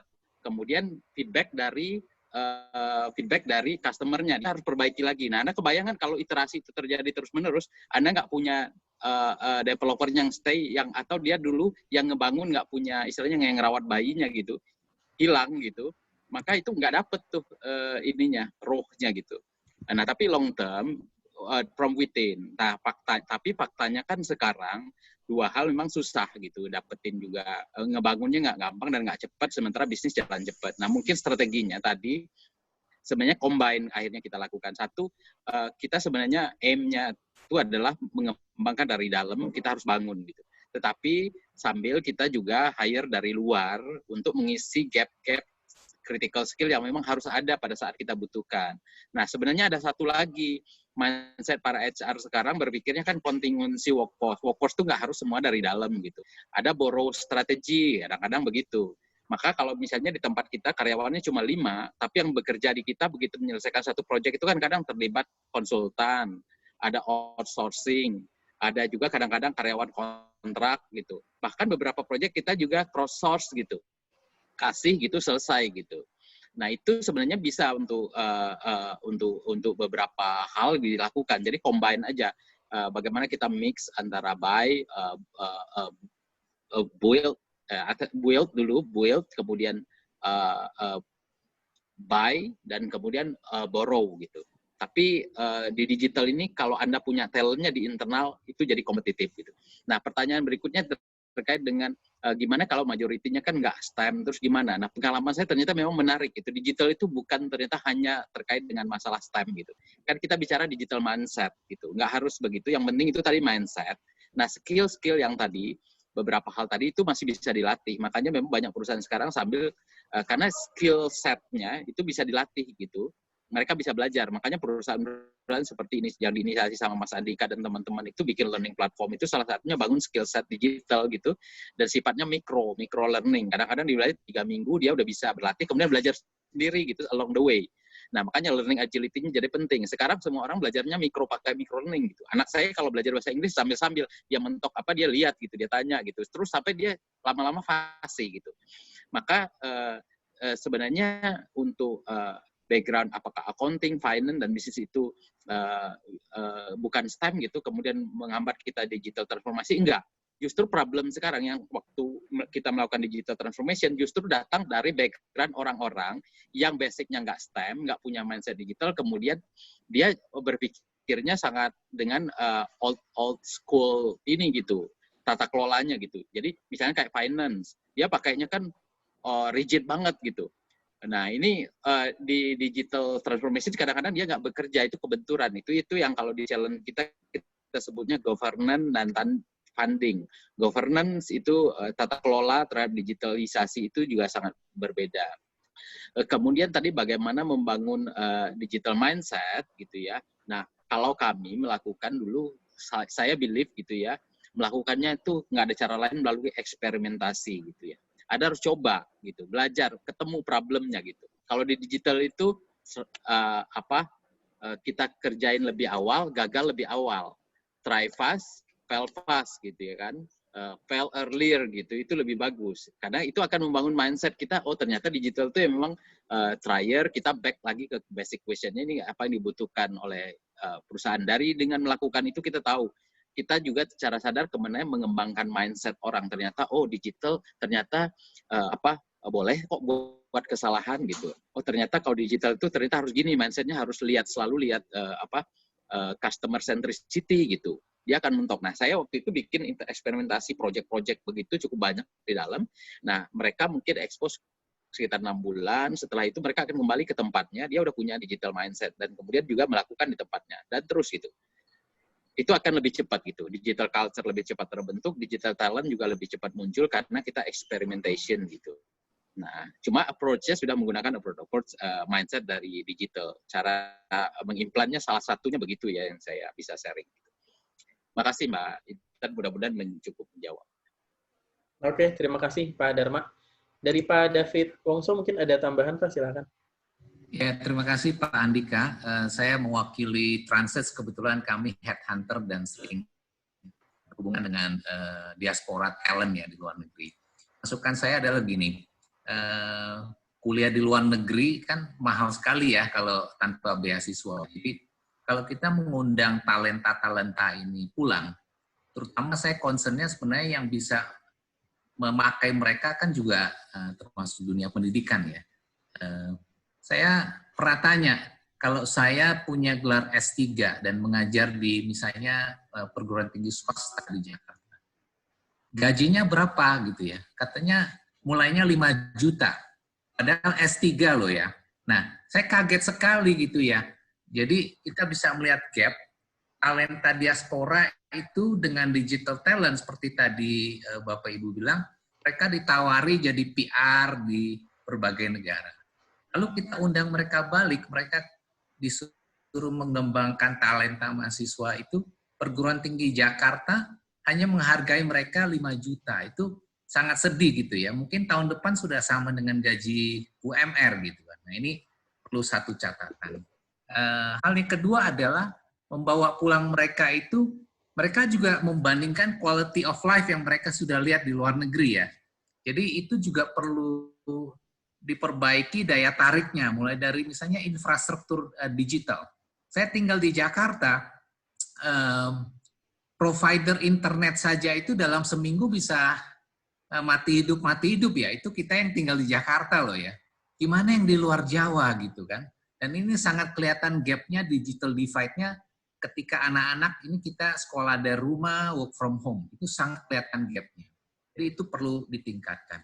Healthcare, ya, polusi, transport. Ini menjadi daya tarik mereka diaspora ini mau pulang apa enggak.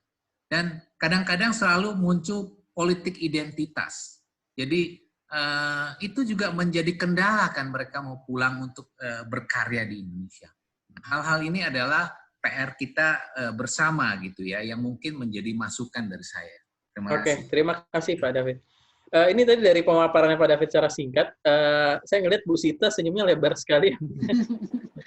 Dari Ibu ada tanggapan?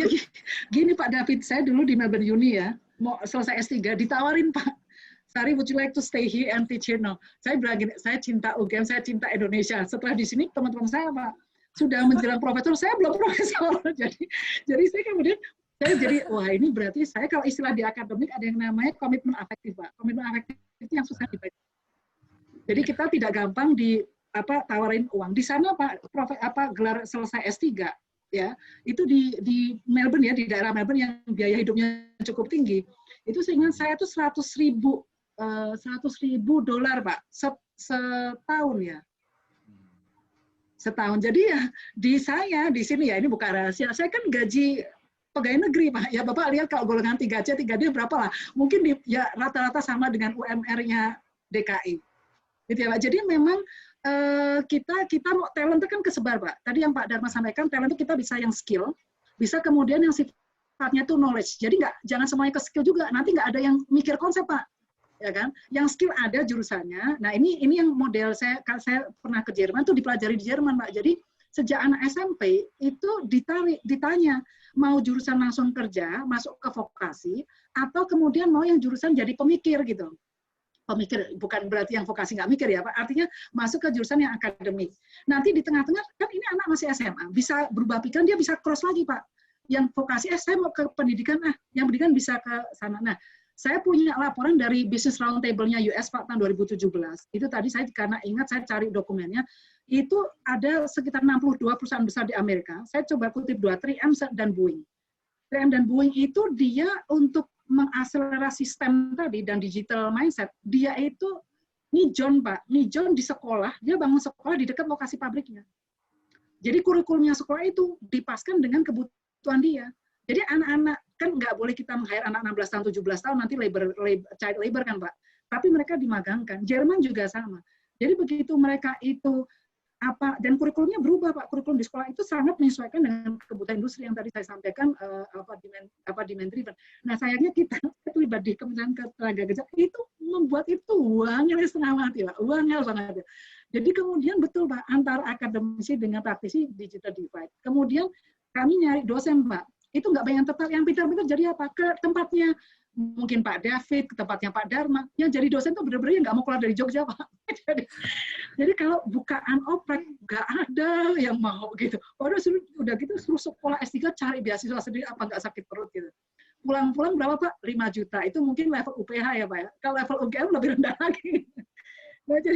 Nah kalau kayak begini memang ada persoalan serius nih masalah talenta nih. Itu terlepas dari di Indonesia Pak. Kalau kita tanya ekspatriat Indonesia tuh hardship-nya tinggi Pak. Jadi kalau itu ekspatriat yang dari parent country nationals dari Amerika mau ke Indonesia, itu benefitnya mungkin banyak karena saya harus menyekolahkan anaknya di mana dan sebagainya. Kalau mungkin itu ekspatriat Jepang, dia nggak bawa keluarga, Pak. Karena kalau bawa keluarga agak repot dengan adjustment ini, akhirnya dia ngopeni gimana dua household itu bagaimana gitu.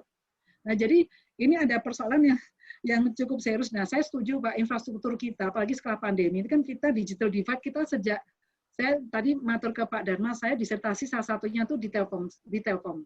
Itu digital divide kita itu kan gede. Waktu itu ya, sekarang mudah-mudahan nggak sebesar itu, tapi yang di luar Jawa itu boro-boro 4G ya Pak ya. Ini mungkin Pak Dharma lebih paham, fibernya aja untuk nyantolin aja susah untuk nanam. Nah itu bagaimana ini bisa merata gitu. Kalau saya pernah penelitian di Papua, berat badan kan Pak yang ditimbang, Bapak semakin langsing semakin murah biaya pesawat. Nah ini talenta itu bagaimana? Padahal kita punya di Teluk Bintuni itu punya BP, di Timika kita punya Freeport.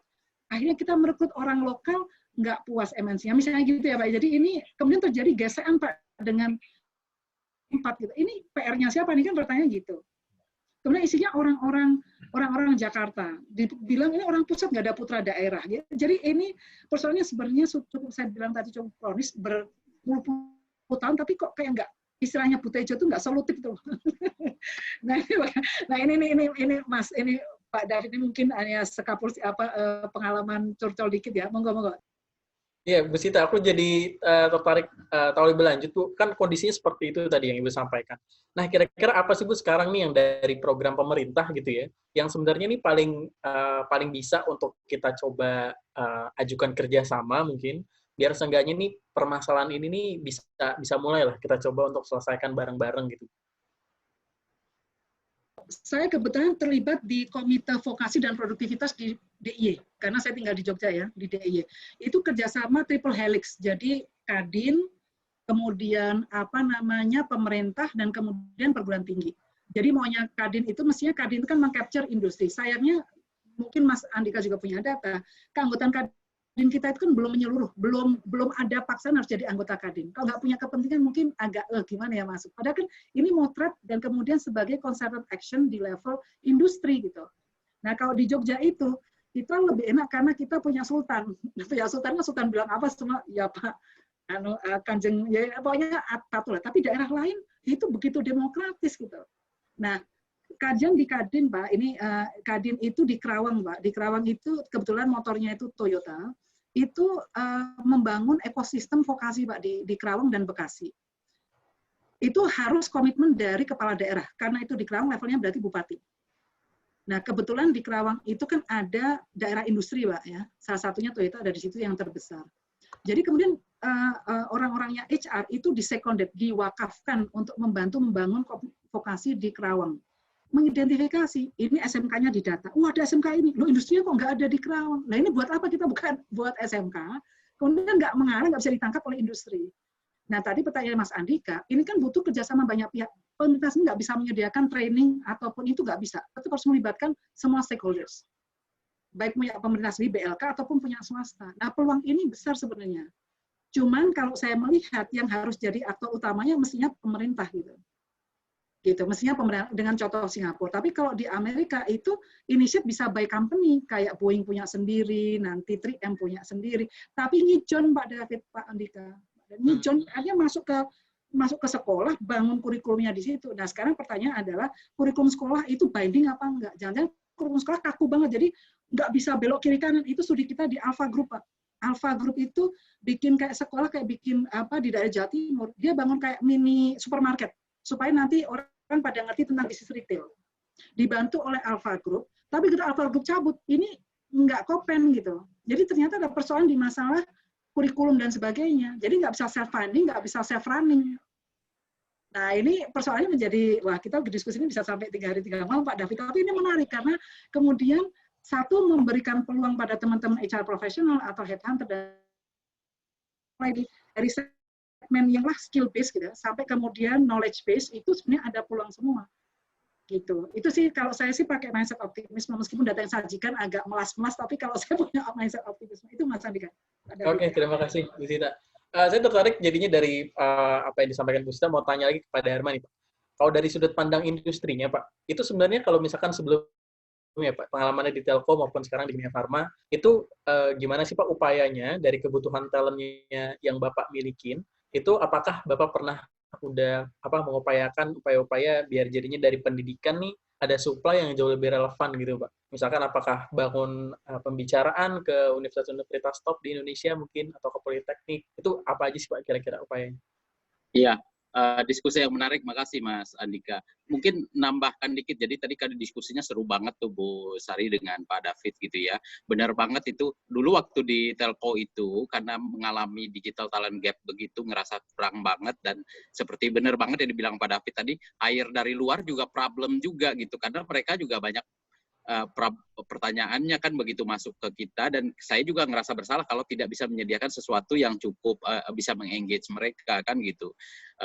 Makanya waktu itu kepikiran ini kayaknya digital talent gap begini nggak bisa diselesaikan hanya oleh kita sendiri di industri gitu.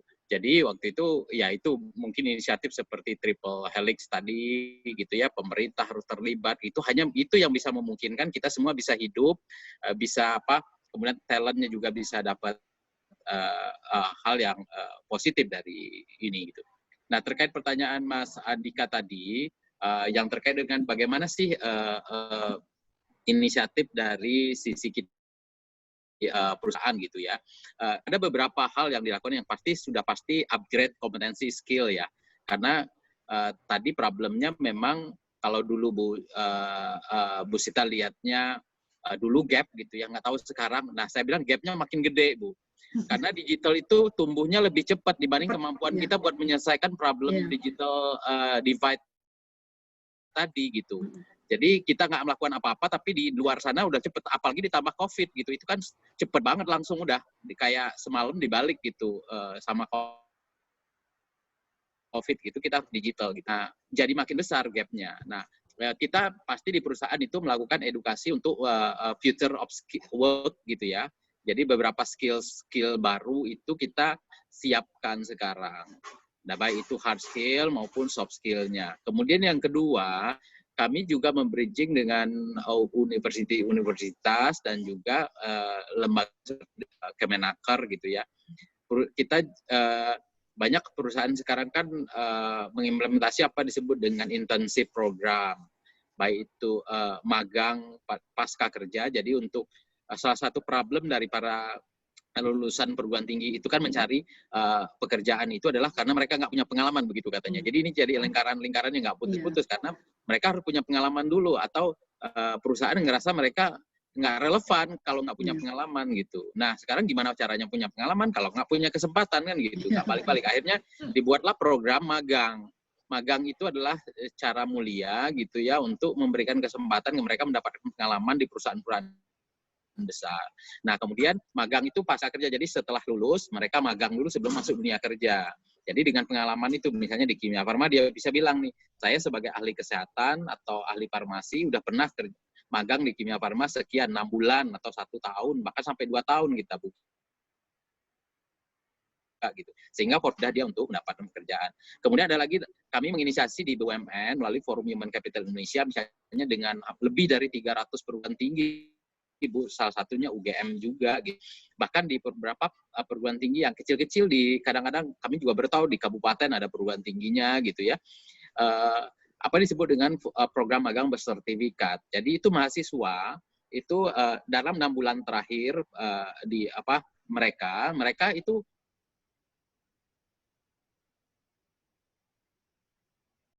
magang intensif gitu di perusahaan-perusahaan mereka, nanti itu diakui. Kita kerjasama yang penting bagi dengan akademis itu adalah bagaimana akademis bisa menghargai, memvalue program intensif itu sebagai bagian dari pembelajaran gitu. Nah itu sebenarnya udah jalan duluan sampai kemudian terakhir Bapak Nadiem kan membuka itu sebagai apa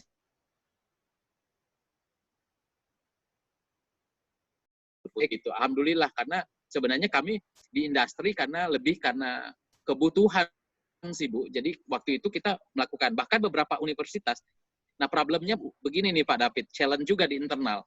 Kalau dulu beberapa universitas yang baru swasta gitu, mereka berani itu mengirim mahasiswanya 6 bulan sampai itu untuk magang di telco di tempat saya, kemudian mereka akui itu sebagai mata kuliah kredit gitu. Begitu balik ke universitas negeri, kita minta juga hal yang sama, kita minta nggak bisa. Karena dia bilang, banyak lah alasannya. Saya tanya, problemnya apa? Sampai satu teman saya, mohon maaf nih Bu Sari ya, ada yang bilang, ya itulah yang disebut dengan keangkuhan akademis. Ya saya nggak tahu. Karena masing-masing punya menara sendiri, yang kalau nggak ada diintervensi itu jadi gap, sehingga nah untunglah sekarang itu karena dari pemerintah intervensi, inilah triple helix itu ya, pemerintah government turun tangan, kemudian mengakui itu bagian dari program pembelajaran, sehingga bridging ini makin lebih cepat. Nah dengan demikian itu Pak Mas Andika dilakukan. Satu, tadi kita melakukan internal upgrade kompetensi untuk mempersiapkan future of skill, karena untuk future of work tadi. Kemudian yang kedua, kami juga membuka program-program pemagangan, dan bahkan sekarang dengan universitasnya pun, bahkan sebelum siswa lulus, mereka sudah diekspos dengan pengalaman kerja. Harapannya begitu juga nanti untuk siswa-siswa di vokasi ya. Sekarang kami lagi tanda tangan, mungkin waktu dekat akan ada penanda tangan dengan Dirjen Vokasi dari Kemenaker dengan kita BUMN untuk program pemagangan untuk vokasi gitu. Nah, ini beberapa. Nah, satu lagi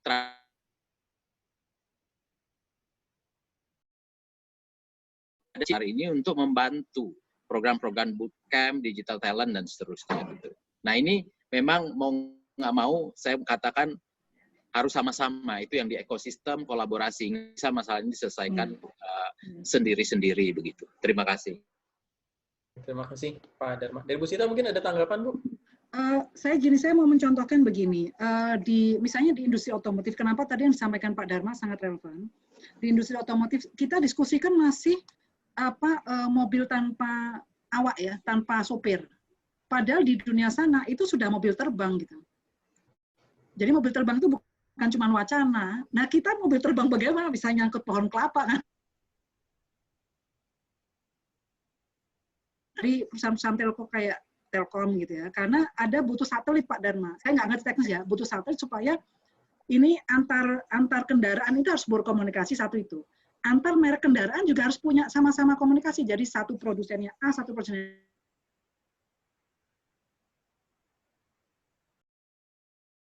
itu entah. Mobil listrik aja pertanyaan masih begini. Itu cc-nya berapa? karena pajaknya tergantung CC. Lah mobil listrik kan nggak ada CC-nya, toh Pak. Nah, jadi pemerintah sendiri CC-nya berapa? Ini nggak ada, ini digerakkan oleh motor. Lah CC-nya berapa? Jadi kayak tadi muter-muter. Nah apalagi nanti kalau pelanggaran kemudian nggak ada sopir yang dikasih tilang siapa gitu. Oh, mobil terbang. Nah, ini sebenarnya fenomena semacam ini harus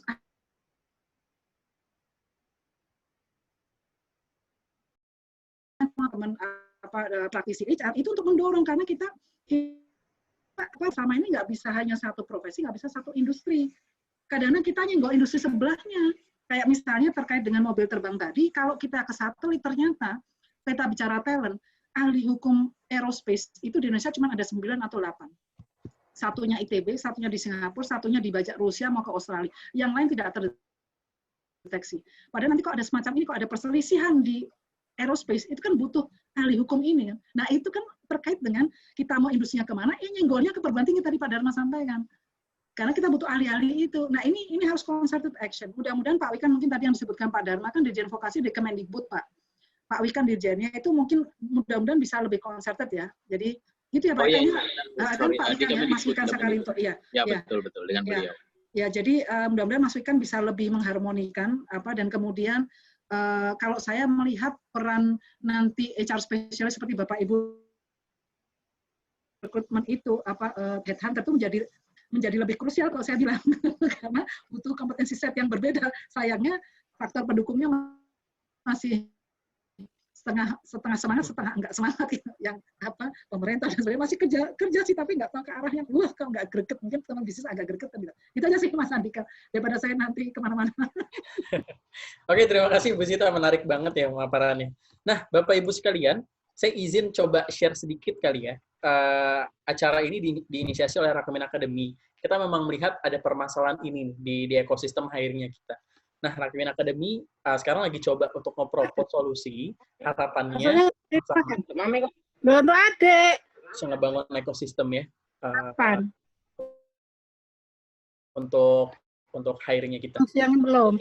Sederhananya, kami Rakemin Academy ini fokusnya adalah vocational school ya, tapi sifatnya ini yang memang on demand. Jadi orang kalau misalkan memang butuh skill tambahan, mereka bisa belajar di Rakemin Academy. Permasalahan tadi yang disampaikan mungkin dari Pak Dharma dan Bu Sita, saya coba sum up ya. Mungkin gambaran ceritanya itu, ada sebuah perusahaan yang ngebuka lowongan, itu totalnya sampai 1.500 nih, lowongan kerja. Tapi ternyata di pasar, itu yang high skill, mungkin cuma ada 500 gitu ya. Yang 500 ini, mereka nggak apply ke perusahaan via headhunters atau job platform. Karena jumlahnya yang sedikit, akhirnya perusahaan ini mengalami talent shortage, gitu ya. Dan perusahaannya jumlahnya nggak cuma satu ya. Akhirnya di Indonesia ada banyak, dan Indonesia di tahun 2030 nanti diprediksi jumlahnya 8-12 juta. Kekurangan talentnya di digital dan teknologi. Itu di digital dan teknologi. Sementara di sisi lain, kita lihat banyak loh talent-talent kita yang sebenarnya masih nganggur ya, atau mungkin yang udah kerja, tapi mereka mungkin masih tetap low skill, gitu ya. Orang-orang yang low skilled ini, mereka coba juga untuk apply ke perusahaan, tapi sebenarnya nggak bekerja semudah itu, gitu ya. Akhirnya perusahaan, karena memang masih kekurangan talent, akhirnya mereka terpaksa mencoba untuk menyeleksi talent-talent yang low skilled ini. Mereka akhirnya nge-spend banyak banget uang, waktu, tenaga, gitu ya. Dan akhirnya talent yang mereka hire adalah talent yang mereka nggak benar-benar butuh, gitu ya. Nggak sesuai sama challenge yang sedang mereka hadapi. Di sisi lain sebenarnya teman-teman kita yang low skill ini, mereka pengen banget loh belajar, mereka pengen banget ngembangin diri, tapi mereka butuh layanan pendidikan yang lebih affordable gitu ya, karena kebanyakan dari mereka ini levelnya di menengah ke bawah. Mereka pengen pembelajaran yang lebih engaging, yang lebih aktif gitu ya pembelajarannya, akhirnya lebih impactful buat mereka, dan mereka sebenarnya butuh juga untuk ada support karirnya. Jadi nggak cuma disediakan ini loh pekerjaan yang lagi buka, tapi dikasih tahu gimana caranya untuk bisa keterima di sana. Kira-kira kalau udah keterima, gimana caranya bisa ngakselerasi karir, gitu ya. Karena banyak banget anak-anak muda kita, itu yang nggak tahu tentang diri dia, dan apa karir yang mau dia perjuangkan. Gitu ya. Kurang lebih saya udah 4-5 tahun di sana, dan nemu banyak banget gitu anak-anak muda yang memang mengalami hal-hal seperti itu. Nah, inilah yang akhirnya kita coba provide di Rakemin Academy. Kita ngasih 3 hal ya. Yang pertama pastinya di hard skill training. Kita programnya intensif gitu ya. Jadi buat orang-orang yang belum punya skill set sama sekali, mereka pengen punya skill set baru untuk shifting karir ya. Jadi kita training mereka yang memang fokusnya ini di praktik gitu ya. Dan praktiknya pun ini langsung yang ngajar adalah expert di top tech company gitu. Jadinya harapannya standar-standar yang mereka pelajarin ini memang yang lagi update banget nih di perusahaan. Jadi setelah lulus pun mereka paham bahwa ini nih yang skill-skill ini relevan untuk nanti saya ngapply pekerjaan. Kemudian kita juga mengajarkan terkait soft skill-nya juga. Kita ngajarin tentang design thinking gitu ya, project management. Kita ajarkan juga tentang presentation, profesionalisme, work ethic. Karena tadi disebutkan juga ya, banyak orang-orang yang hard skill-nya mungkin jago gitu ya, bagus, tapi soft skill-nya kurang, akhirnya perusahaan ngerasa ini malah jadi toxic gitu ya untuk culture perusahaan. Dan yang terakhir, kita juga ngasih layanan karir gitu. Jadi kita kasih juga mereka asesmen psikologi yang cukup komprehensif, jadi mereka harapannya lebih kenal nih tentang diri mereka sendiri. Karena yang saya percaya, cara saya mandang manusia itu manusia pada dasarnya nih mereka pengen sesuatu yang lebih baik gitu ya untuk hidupnya mereka. Tapi simply kenapa banyak banget masyarakat Indonesia nih agak lambat berkembangnya karena mereka nggak tahu gitu. Nggak tahu diri mereka, nggak tahu apa yang ada di pasar, nggak tahu cara mencapai ke sana gitu. Jadi butuh dibantu di sana. Kita juga menyediakan layanan career counseling dan career planning gitu ya, bentuknya workshop. Dan kemudian kita juga memberikan program pengembangan buat alumni kita secara lifetime. Jadi kita bentuk komunitas. Setelah talent-talent yang lulus dari program kita, komunitas ini akan kita berikan gitu ya, setiap bulan nih. Jadinya pun setelah mereka lulus, mereka bekerja, ini perusahaan nggak perlu terlalu pusing lagi nih untuk ngembangin mereka. Karena mereka tuh udah kebangun komunitasnya dan mereka belajar secara rutin setiap bulannya. Jadinya harapannya talent-talent kita bisa terus naik gitu ya, tingkat kompetensinya. Ini gambaran expert-expert yang udah tergabung di komunitas pembelajaran kita. Jadi benar-benar dari top tech company, mereka-mereka yang emang expert di bidangnya dan emang passionate untuk sharing ilmunya mereka. Nah, inilah kira-kira gambarannya ekosistem yang lagi coba kita bangun, Bapak Ibu sekalian. Jadi kita menghubungkan antara orang-orang yang mau belajar, baik dari individual maupun karyawan yang ada di perusahaan. Mereka belajar di dalam platformnya kita. Di platform ini, mereka akan kita hubungkan ke expert dari top tech company ataupun institusi yang memang memberikan layanan sertifikasi ini untuk keahlian-keahlian tertentu. Tapi di sini, mereka nggak cuma belajar hard skill doang, tadi ya, mereka juga dapat career support-nya, mereka belajar secara praktik, dan ini interaktif, gitu ya, 2 arah. Jadi nggak cuma nonton video doang. Nah, yang menarik adalah, dari siswa-siswa kita, ini langsung kita hubungkan ke job platform dan headhunter. Gitu. Jadi kita nggak langsung ke perusahaan, tapi ke job platform dan headhunter dulu nih. Dari mereka, ini kita bakal dapat input kira-kira kebutuhan perusahaan, itu trennya seperti apa sih? Gitu ya. Jadi harapannya kita bisa nge-gather data dari job platform dan headhunter. Data itulah yang kita olah. Kemudian data ini yang harapannya bisa kita keluar menjadi produk-produk gitu dengan kurikulum baru. Jadi harapannya kebutuhan-kebutuhan yang ada di pasar itu bisa coba disesuaikan. Walaupun nggak se-advance kayak yang di Singapura tadi ya, Bi. Seenggaknya kita punya data kebutuhan perusahaan nih dari per bulannya, per tahunnya, kira-kira kebutuhannya seperti apa. Ini kira-kira ekosistem kita bangun. Nah, gimana kira-kira job platform dan headhunter bisa menggunakan talent kita? Ini bentuk kerjasamanya simple banget. Kita bakalan memberikan akses ke talent kita for free. Jadi nanti headhunter ataupun job platform udah kerja sama-sama kita bakalan kasih akses ke database talent-talent kita, gitu ya. Yang database ini bakalan terus ke-update tentunya setiap bulannya, setiap tahunnya. Lalu kemudian nanti headhunter ataupun job platform ini, mereka tinggal benar-benar nge-sort aja. Kira-kira kriteria talent yang dia butuhin itu seperti apa sih? Nanti bisa ngelihat datanya, kemudian langsung update ke kita. Gitu ya, ketika udah di-update kita mau ngambil talent yang nomor sekian. Gitu ya. Nanti talent ini dilempar ke kliennya, ke perusahaan, kemudian nanti mereka update inputnya. Kira-kira kalau ditolak, kenapa sih ditolak? Gitu. Kira-kira kalau diterima, apa sih yang bikin keterima? Gitu. Nanti dari data-data ini juga yang bakalan kita olah lagi, biar jadinya kurikulum kita itu bisa lebih disesuaikan lagi nih, sama benar-benar sesuai dengan kebutuhan industri. Ini kira-kira gambarannya secara umum database versi 1 yang nanti dapat diakses. Untuk saat ini kita baru 3 bulan sebenarnya Bapak Ibu, hampir 4 bulan sebenarnya. Jadi udah ada 162 student, udah ada 3 jurusan utama yang kita luncurkan. Ini ada di programming, data science, sama digital marketing. Dan nanti kedepannya akan launch lagi di UI UX, product management, gitu ya. Fokusnya memang di tech dan digital. Dan nanti kedepannya kita kurang lebih akan ada 60-100 talent-talent baru nih yang akan graduate. Nah, tapi kan memang untuk saat ini talent-talent ini masih cuma di entry level. Nah, ke depannya di tahun 2021 nanti, kita bakalan coba launch untuk produk yang levelnya ini untuk intermediate dan upper level. Ya, jadinya segala kebutuhannya company, mulai dari bawah, gitu, entry level, sampai yang nanti executive level, ini harapannya talent-talentnya ini udah pernah belajar di platformnya kita bisa punya database mereka, kita bisa ngelihat bagaimana performance mereka terhadap learning-nya, gitu. Kayak misalkan tadi Pak Dharma, salah satunya kan yang penting banget diukur learning agility ya Pak.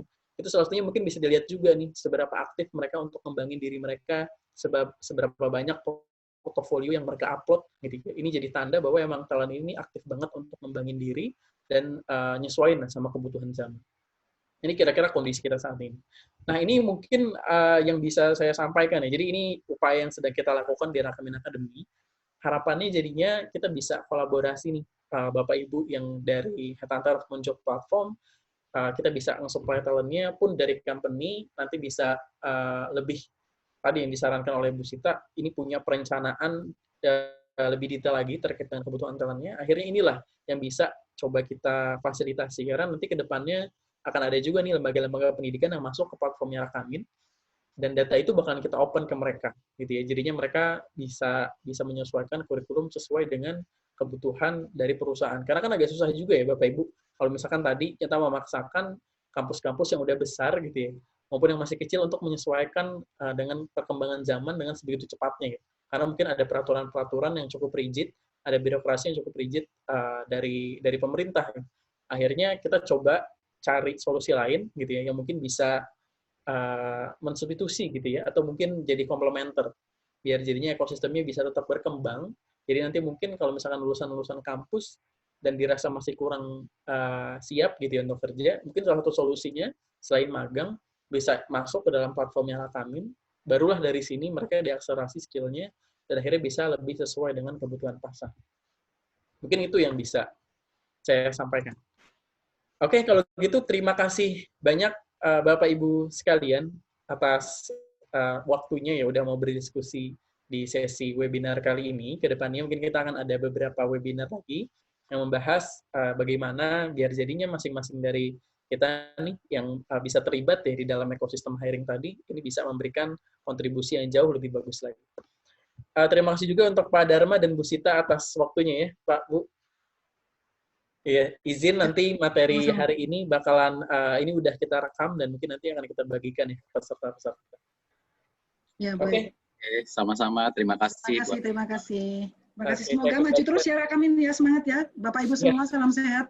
Terima kasih banyak Bu Sita. Semoga maju terus Rakamin dan juga maju terus Digital Talent Indonesia dan kita semua gitu. Amin. Terima kasih banyak Pak Dharma. Oke, kalau gitu saya kembalikan ke Mbak Fani. Alhamdulillah kita sudah sampai di akhir acara.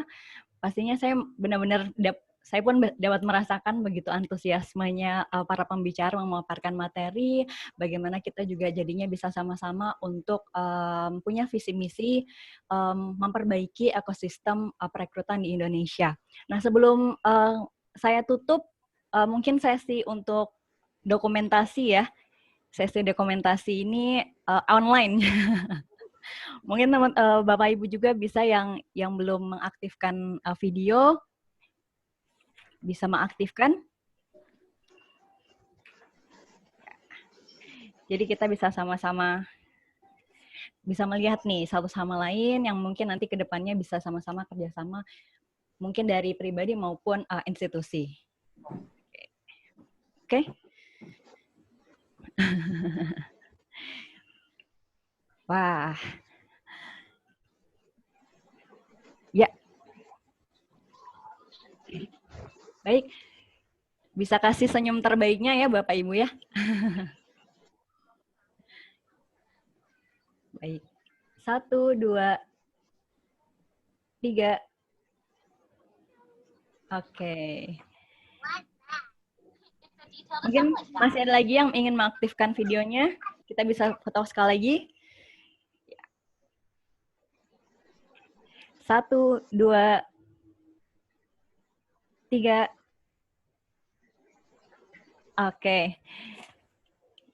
Ya, baik, tentunya di kesempatan ini saya juga ingin mengucapkan terima kasih sekali lagi kepada seluruh peserta dan juga kepada pembicara yang mana telah hadir dari sesi pembuka bahkan sampai penutup di sore hari ini. Sebelumnya mungkin kalau misalnya Bapak Ibu yang masih ingin ingin lebih tahu lagi lebih lanjut mengenai service dari Rakamin Academy, bisa info langsung ke saya by WhatsApp ataupun di email. Dan semoga kita bisa dapat bertemu untuk berdiskusi bersama di Rakamin Academy webinar berikutnya. Kalau gitu, terima kasih sekali lagi. Wassalamualaikum warahmatullahi wabarakatuh. Waalaikumsalam warahmatullahi wabarakatuh. Terima kasih, mohon pamit Pak Dharma. Sama-sama Pak David semua, Bu Intan. Pak David, terima kasih. Mas Andika, terima kasih. Mbak Fania. Terima kasih. Mbak Fania, terima kasih. Semangat Mas Andika ya. Yes, ya. Luar biasa. Yuk, saya mohon pamit bareng-bareng. Yuk. Mari. Sama saya pamit juga ya. Terima kasih Pak Dharma.